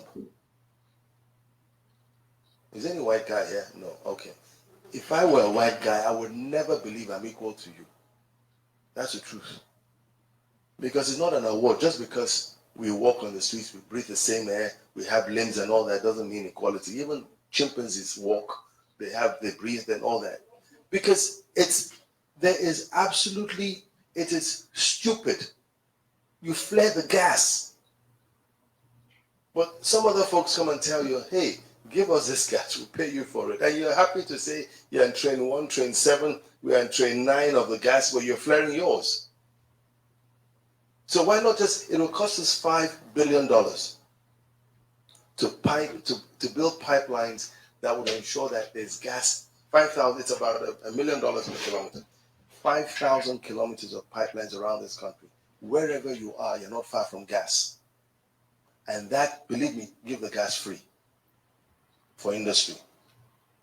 If you're going to grow this economy at 15%, you've got to do some very radical things. The second thing is this. Here you are with incredible unemployment ratios, and interest is 30%, 25%. Are you mad? They are mad. You don't want to grow the economy. That's what they're telling people. You have countries like Japan that is zero. Literally subsidizing. And you're doing it at 25%. Right? Yeah, you know, Chuka, don't call me to these sort of things again. You know, you have a bankrupt government that borrows to survive. So it crowds, it pays the banks. Okay, that's it. Yeah. Please, you heard he said we are dumb. Starting from your political leaders, your church leaders, all of you, we are dumb. And when you accept that you are dumb, we begin to give you some sense. So please, we want to stop being dumb. And we're hearing a lot of people clamoring now for a new constitutional order, a new constitutional arrangement for Nigeria, away from the fraud called 1999 Constitution. That's the first step to show that you are not dumb. So anybody that is still wanting to go into election with 1999 Constitution in place is dumb. I said it. Tell the person that Daughters of Truth said he is dumb. She is dumb. And white man will not discuss with you. The only reason they discuss with some of you is because they want to steal from us. Yep. Some of them are beginning to understand that the years of stealing has created terrorism. And that terrorism is coming. In full force too, right in front of your door. Yes. That's why they are now listening to LNC Ninas. That's why they are getting interested, getting into meetings with us and negotiations to know what to do, because that problem is going to spread everywhere. So if you go to them and you're still talking about 1999 Constitution, they know you are dumb. As they're looking at you, they're like I said, look at another monkey. He has come again. So we can hear last week, something was published. The Nigerian Budget Office finally admitted that Nigeria has broken down under the current unworkable unitary constitution order. Cheerful. Yes, and must, as a matter of urgency, be reconstituted. That is federal government speaking. That is our brother, what do we call his name? I've forgotten the name they call me. He's the deputy, he's the Director General of Budget Office. You see, this office is in charge, they are the ones that recruit money, like get funds for federal government. Is their work. Their work is to go and get money. The task of raising funds for federal government. They are the ones saying this. So if they're saying it, that means that federal government is already agreeing with what Ninas is saying. That if you do not get a new constitutional arrangement for Nigeria, Nigeria is dead and broken. Yep. It's over. As if that is not enough, our brother Naba, he published something on Punch. He said 1999 Constitution is obsolete. That's December 5th, 2020. It was published. The former Speaker of Nigeria's House of Representatives, that's Omar Gali Naba. People will know him. I don't know some of them. That means that Nina's constitutional force majeure is the only way that will provide the most viable framework for immediate reconfiguration for all sides, especially the trapped constituents. The indigenous peoples. Yeah. That are seeking for self-determination. There's trouble everywhere because people are seeking for self-determination. So Ninas has gone ahead with the repudiation of that fraudulent 1999 constitution that was done on the 16th of December 2020. Somebody is thinking, some people are thinking, and they've been working ahead. Are thinking ahead and knowing that, see, this road that you're going, the end, you're going to crash. There's no outlets. There's no. Some places where you're driving here, they will put signboard for you, say no outlets. Mm-hmm. So some people that use their own school fees to pay school fees, not that they use it to buy akara. Some lawyers that went to law school to study law and open their brain, not they went there to chase women. And then when they finish, they come and say, I'm a barrister. You're a barrister and you don't know that the 1999 Constitution is fraud and that it cannot produce. It's unimaginable. It's unimaginable. And you cannot produce anything from a country that is built on a fraudulent constitution. You don't know that as a lawyer, and you call yourself son. I hear one from English, from Yoruba land. I don't know their names. When he's speaking, pray. I look at him, I just say, hey, whoa, Tony Nadi has exposed all of you because Barrister Tony Nadi has made some of us to become emergency lawyers overnight. Mm-hmm. You are reading what and we can tell your stupidity, whether you have Harvard around your name or Oxford or whatever, or you have pictures taken with the Queen. We know how stupid you are, even through your glasses. Exactly. So when they're talking, we're like, wow, see, another stupid one, he has come. So please stop your stupidity. The joint multi-regional constitutional force majeure by Nigerian Indigenous Nationalities Alliance for Self-Determination has opened up for you. They are providing the only viable peaceful framework for immediate reconfiguration of the defunct Federation of Nigeria. This is what you need to embrace. Do they have a choice? They're going for a nosedive. Part of that thing you need to embrace, because when you understand what it means, you will know that the first step in that orderly decommission of the 1999 Constitution, the first thing you need to do is to halt the preparations for another round of national elections in 2023 with immediate under that Constitution. Close shop. That's the first step you need to take. So if you now understand, because some people say, okay, we need new Constitution, we need this. If you now know that you know, okay, you now understand. The first step you need to take that will make us know that you're not dumb is to understand that you need to stop all your preparation. There's no need for it. All your preparation towards 2023, because there's no way. You cannot tell us, oh, now I accept that we need a new Constitution, and you're preparing for 2023 election. It does not make sense. Or you're forming a new political party. Exactly, and you're forming a new political. It shows up that you are dumb. You're stupid. I'm not abusing you. It is description. You are agreeing that the Constitution is fraudulent. Rather than now work towards bringing it down and doing things the right way, you say you're preparing election for 2023. What does that show? It shows that you don't have anything inside head now. That's what it shows. Or maybe, okay, maybe you're not Itiboibo, but you're a criminal. Yeah. Oh, yeah. I think that's more appropriate. So you're a criminal. You're fraudulent. You're coming to steal from my people again. You spent 8 years taking my people around, say you did sensitization. Now you want to form APC political party for my people.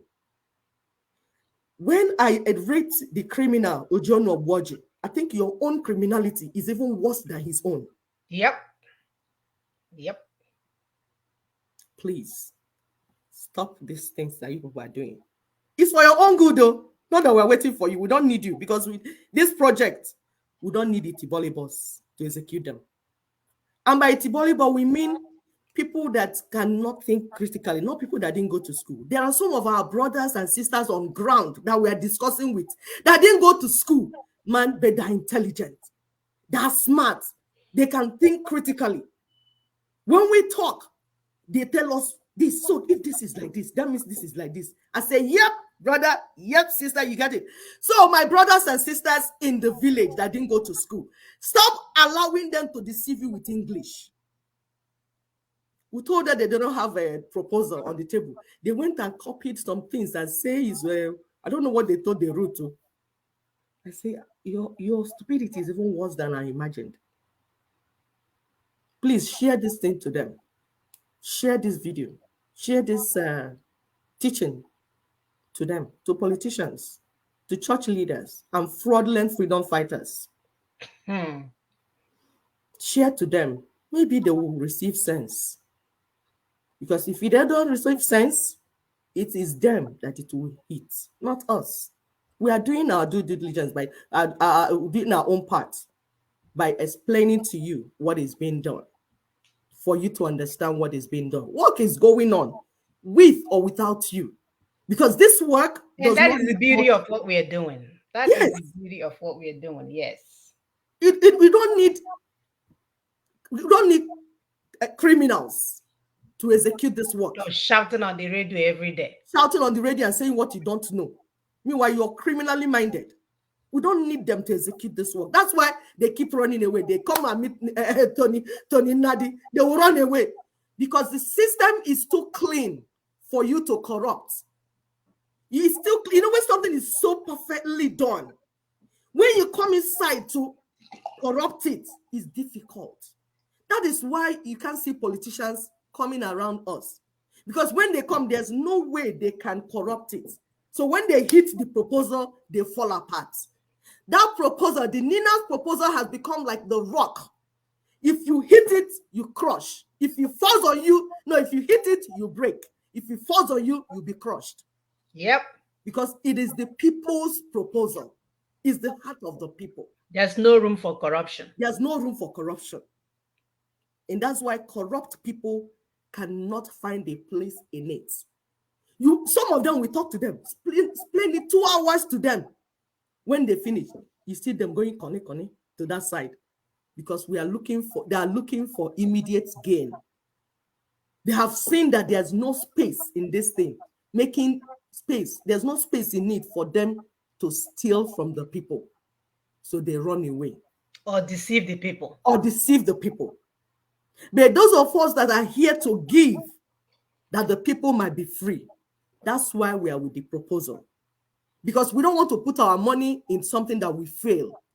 We are sacrificing, using the money that we used to buy earring and buy necklace and buy gold. We are putting it into the project. That's the first time that shows you that somebody is committed to what he's doing. That somebody is a stakeholder in a plan on the table. Because we are putting our money and we are monitoring it. We are not throwing money inside and going to sleep and say, I don't know what they're doing. No, I gave it to them. I don't know what they're doing. That means you're not committed. Very stupid. If you put your money in something, you must ask questions to know how it's being done and know what needs to be done. Okay, you are here now. When are you going to the next stage? Okay, what will it take us to get to the other place? Okay, we need to amount. It's okay. Yeah, you have vested interest. Yes, you have vested interest. It's as simple as that. That's why we brought this Singapore something for you people to see. That it has been done before. We are not the first. Singapore was a third world country. Underdeveloped, very underdeveloped, even below where we were. But in 40 years, see where they are. And you're going there to go and do business. But after 60 years, we are here deceiving ourselves because we are criminals. Those are not criminals, are dumb. But if we can get the dumb people to begin to think, then we will accept the notion that you just don't know and remove yourself. Exactly. You don't have to speak. No. You don't have to speak. If you don't have what it takes to get the job done, accept that and move on and start working from your neck of the wood. Do the one you can do. Who are you leading when you can't lead yourself? Blind. We keep reminding you people here, if you cannot manage your wife and 2 kids, who are you to manage communities and nations and any other thing? You can manage now one room with a wife and 2 or 3 children. You're not able to manage it. You will force apart. There's chaos everywhere. You can't manage that. But you want to come out and assign yourself position and start giving orders as if you're somebody. Are you guys kidding me? Go and deliver the baby in your stomach first. Eh? Men are not supposed to be pregnant. Give birth first. Then we'll move. Maybe enough blood will start flowing to your brain so you can have enough perfusion to understand what we're saying. It's ridiculous. It is ridiculous. This being ignorant is so bad. I threw one of one parliament people that we are fighting. I threw it in a place. A medical doctor told me, it's normal for parliament fighting. A medical doctor, not the one that just graduated yesterday, the one that is up, he has gone up. I say, wow, if the educated, the so-called elites are thinking this way, no wonder the country is in a mess. If the elites are blind, the people that ought to lead the people are blind, dumb, and stupid, how do you expect another result? And that's what we're telling our people, please wake up. Wake up, please. You can do this job. You don't need degree, doctor degree, PhD, professor. You don't need it. All you need is just sincerity, survival instinct, and yes, and sincerity. There you go. Because the thing about my people is that if they don't know it, they are smart enough to say, I don't know how to do it, so come and do it for me. But these criminals, these criminal elites, they don't know it, but they use English to bamboozle us. And we want to speak to our women. Please wake up. We know in the time past, they made the politics and all these things to be about fighting, physical strength. That's why you all shy away, because you just don't want trouble. And you see now, our children are dying. These people are messing up everywhere. Can't you see it? They want them to die so they can sleep with 20 of them at the same time to give birth to another one. What do you mean? Exactly. We can't accept this anymore. A country where you have access to 1 million women at the same time, you think that's normal? It's not normal. It cannot be normal. They make you to have to leave these politicians. You have to feed from them. It's not right. Your right has been taken away. Please, our women, please, we make you to wake up. It's not okay that when you want to do a business or do something, you have to get money from a politician after he has slept with you. It's not right. It's not right. We want you to be in a position where you'll be able to work, go to work, get the money you need to take care of your children and yourself without having to sleep with anybody. That's what we want to take it to. Because you do have... You'll be helping the men. They will stop, blood flow will start going up here instead of down here. Exactly. This will change around. So once the women are able to put themselves in place, like the ancient women that were before, our men will be in order.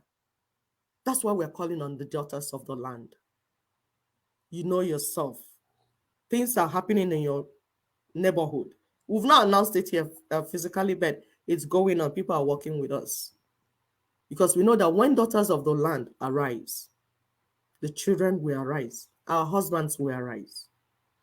Because we are the mothers of the land. We are the ones that give birth and populate the earth. So we understand what it means to preserve life and properties. And that's why we're doing what we're doing. We say, send us your information, your name, your blog, your gender, so that we can put you in the group you belong if you want to be part of what we're doing. Work is going on. We have more work on the ground than on social media. It's just that we don't announce what we're doing so much in details because we don't want our people that are on ground working to be endangered. Please, come up, get informed, share this video at least. Share this to your politicians, to your church leaders. They should stop watching AIT, what's that channels? All those people that lie to them, BBC, CNN. No, those ones will lie to you and make you to remain stupid. Watch a program like this, even if it's 2 hours. When you watch, stop. Watch, stop. And there's some clubhouses. I hear people setting up clubhouses. I say thank you for those of you trying to set up, I can't call your names. You're setting up clubhouses and bringing our people in to educate them. Some are talking on religion, some are talking on different things to make our people understand. Thank you, kudos. Because information is power. We are multi-regional. We have, religious. It's acceptable. But what we're saying is that if your religion is not improving your personality, if your religion is not improving your community, if your religion is not improving the nation, that the more churches you build, the more evil is in the land, there is a question mark in that religion. Or your religion is teaching you to go and cut off people's heads. There's a question mark in that religion. And it's your responsibility to make it right. It's your responsibility to tell your imam, your church leaders, your bishop, your priest, our land is stinking. There is no God in our land. Because if God is God, God cannot live in a land where there is unfairness, where there is equity, where there's what? Injustice. When people are not, poor people are not being taken care of. There's no God that dwells in that type of land. Even the God of our forefathers, the one our forefathers worshipped.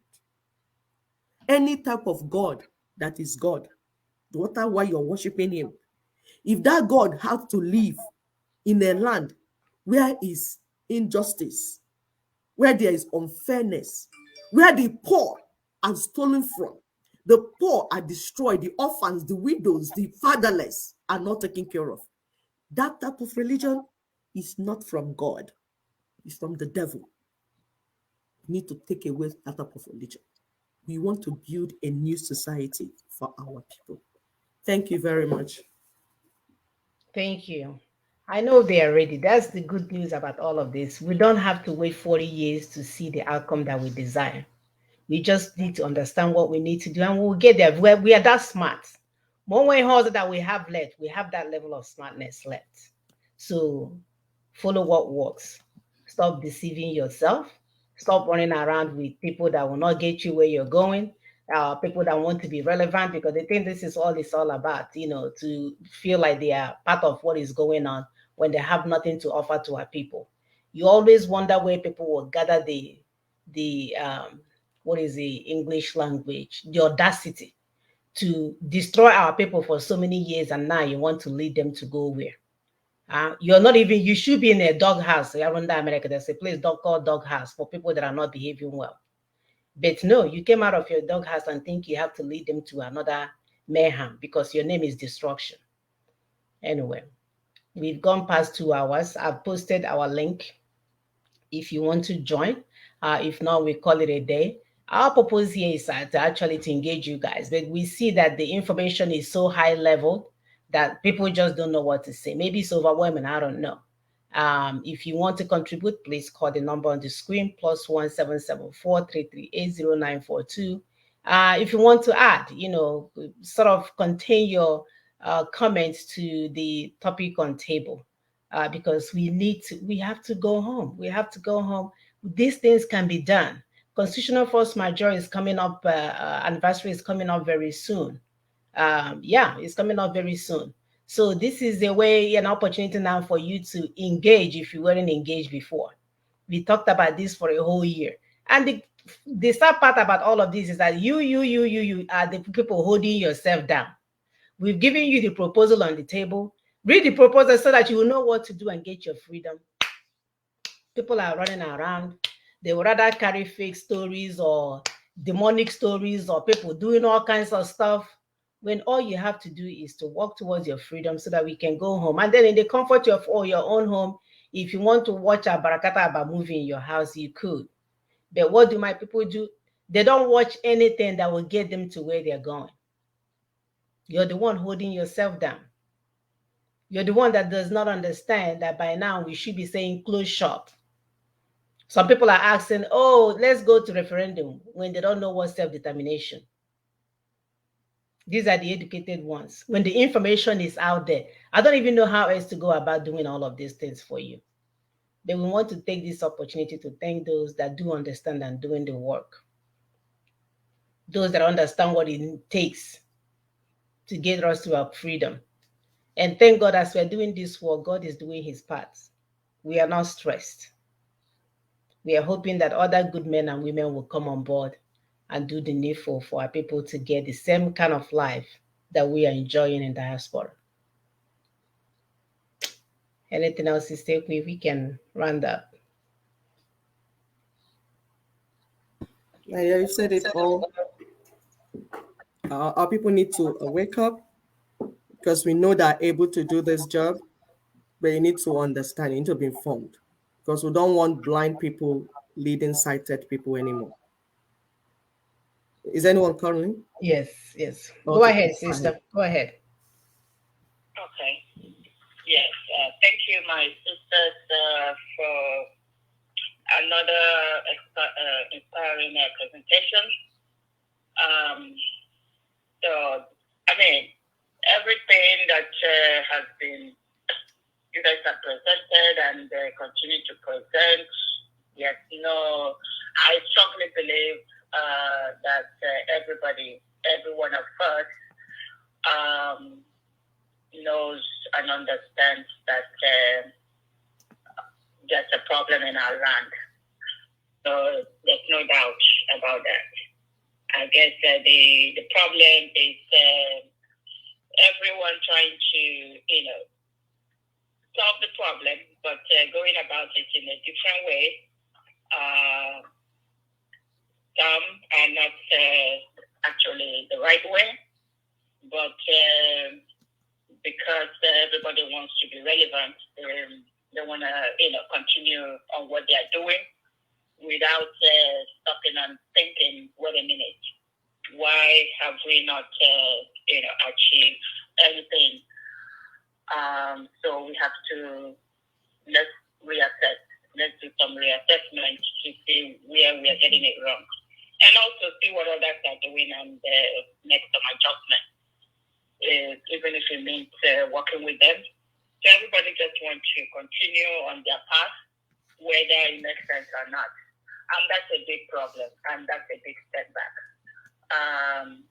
Before I continue, I will add that as mothers, in as much as our brothers especially are getting it wrong, we still have to gently and lovingly address them, because we still need them. But I encouraging our men. We love you guys, but we want you guys to step up the plate. Forming political party at this point, I don't think it's actually what we need. However, there's stuff that we could be doing on ground, because political party will not reset our people's mindset overnight. So we have that work to do, which is sensitizing and sanitizing. We still haven't done that. So that needs to be done. It's a big work that is still there, lingering. So political party will not solve that problem. We have to and need to be that change agent that will actually do the right, make the right change, instead of just chasing the cloud. So I will add to what our sisters had already said and presented by giving us some few points that could help those people that are doing whatever they are doing to consider this point as change agents. First off, ask yourself, am I a change agent? Then if you are a change agent, now do some self-assessment, okay? And which will help you to actually convince other people to change, or to even consider what you're telling them that is not working. So I have a few points. Self-hate. What is self-hate? What does that mean? So self-hate, what is it? Because I think we our people actually hate themselves. Why do I say that? I say that because for example, Joss, because there's this one girl that on Facebook. I'm following her. Not that she's doing anything political but just I'm watching her. So she left wherever she was and traveled home. So in Jos, they have electricity. They have almost 24/7 electricity. They have some of the roads she will be showing around. They have certain amenities that I keep wondering. I said, but what happened to my people? Our land in the southeast. How come?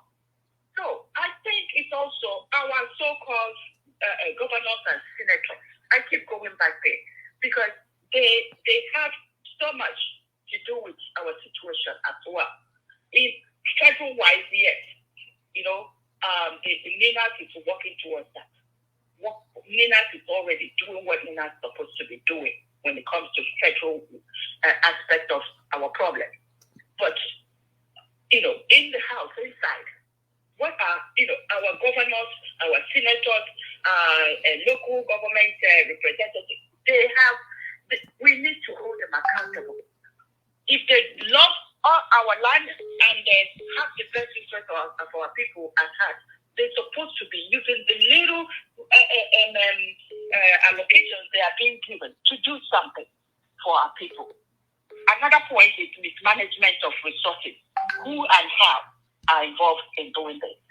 You see, lack of accountability because nobody is holding them accountable. You see, greed degrades our society. And nonchalance, which is also self-hate, because when you don't care, when you show you're exhibiting that I don't care, so long as I'm comfortable, everybody else will work their way out. It's not okay. Unpatriotism, self-hate as well. So all these are also the umbrella that is holding all this together. It's also that constitution that is just not, make all this, possible for the governors and the senators and the representatives and all that to be able to do this without anybody holding them responsible. So I implore our brothers and sisters that are doing different things, maybe because of their level of understanding, I don't know, but I implore them to please consider certain things. Just, not just what you're doing, but is it working? If it's not working, please love your, just for humanity, for the sake of humanity, come back and do some reassessment and see what others are doing. We are holding ourselves back, and the more we are doing this divided and just it's about position, it's about what do I gain out of this, and we continue to be in darkness. Singapore, look at it. So let's try to emulate good faith, not just running to Dubai, running to Singapore. Any opportunity, we are there. But what happened to our own home? We have the resources there, but mismanagement, unaccountability, nonchalant attitude, unpatriotism, those are self-hate. We need to improve. So I implore you guys, I thank you, my sisters. I will say keep up the good job. We are here, and we are not going anywhere. But I'm telling our brothers and sisters out there, we love you guys, and we are mothers. So we love you guys. So we are not saying we don't, you guys are stupid in that aspect, but it's just because we want you guys to just understand what is at stake. Thank you, my sister, for this opportunity. And God bless you guys. Bye-bye. Thank you. Thank you so much, sister. We bless. Is there another call? Okay. So we thank you. We thank our sisters. We thank people that are listening and watching. We don't have time. Our people are dying. Seriously. When you see what is going on back home, you know that we don't even have time to dilly-dally. We don't even have time to go around in circles. We don't have time for trial and error. We would have done the trial and error 60 years ago. So today, like we said at the introduction, we are speaking to every man, every person, everywhere. Stop deceiving yourselves. You know the truth. In your meetings, you know you just sit down, talk for 6 hours. Now, stop it. Follow what works. If you have a key, who told people will have a key? You see this key? You can't, if you change these things here, it won't work. It won't open the door. So there's nothing like, oh, you are trying this and trying that. Oh, what will work, what no. And Nina's is not doing some aspect of the job. The Nina's proposal will take care of all the job. It's not half and half. It's a well thought out plan.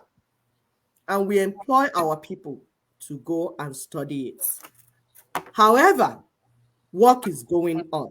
I was just reading the text sent to me by one of our fathers in Yoruba land. You know, somebody contacted us recently and wanted to talk to him. So he was giving me feedback that these are independent people that want solution for what is going on. And you can see that chasing our people out. And everywhere they're chasing, they're calling them Nigerians. Oh, in Britain, there's a place at Czechs or something. They are trying to set our people. So those that are thinking right know that we need a befitting home. We need a home to go to. It's like when they did Ghana Must Go from Nigeria. They sent out Ghana and they needed to go home. So our people are contacting us. The honest ones, the dishonest ones, the criminals in our midst, you are stupid. No apologies. Do you hear what was just said? You are stupid for being dishonest at a very critical time like this. Yes, we said it. We said you are stupid. Go and report me to who you want to report me to. And you're wicked as well, not just stupid. Yeah, how can you see my people dying? And there is a plan on the table to deliver them. 3 times. They have explained this plan to you. You understand it. It's not that you don't understand it. But you will move my people to go around into forest because my people you're trying to contribute, not connect. And you want me to come here and clap for you? Sorry, I cannot clap for you. And I don't have any apology for it. You are very stupid for thinking that you can play with the intelligence of my people. I can't call your name. That's the only respect I can give you. But you know yourselves. Is that somebody calling? Yes. Okay, please call. Call out your name and where you're calling from. Go ahead, caller. Hello? Hello? Hello? This is Nigerian call, you know, nothing works. Yeah, it's horrible. It's time for us to call a spade, please. Hello? Let's stop deceiving ourselves. Let's speak truth to ourselves and be firm on the truth. It's wickedness to see something that works and 3 times they have explained it to you. You understand it, but no, because you're a criminal. Go ahead. You want to do otherwise. Is it clear now? Hello, can you hear me? Hello? Hello? We're not even missing our words. Don't have the strength for it. In calling you out. We're not missing our words. So we plead with those that are sincere and truthful to join what is going on. However, we don't need you. If you're criminally minded and you're stupid, we don't need you. Please, keep your stupidity to yourself. So it's clear. We only need honest people and truthful people. Let's keep it straight, please. Because the project does not need multitude. Eventually, when we get to the nation, we will deal with our multitude people. There's no place, even in your Bible, when you read your Bible, that God wants to deliver a land and use multitude. Because in multitude, you have the blind, the criminal, the thief, the criminals. That's why God does not work with multitudes. But he selects, he said, I seek for a man. He selects few honest, sincere people. Look at it now. If you have criminals that are working the project, they will destroy it. They will ruin it. That's why we say we don't want criminals in what we're doing.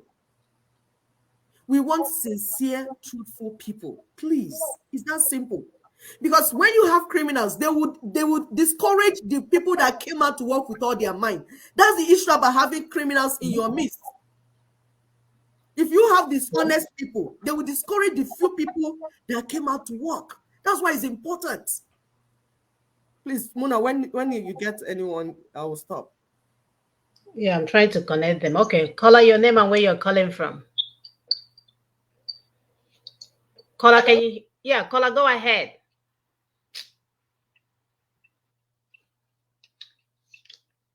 Hello? Hello? Okay, this wasn't meant to be. We've already spent over 2 hours here. That's fine.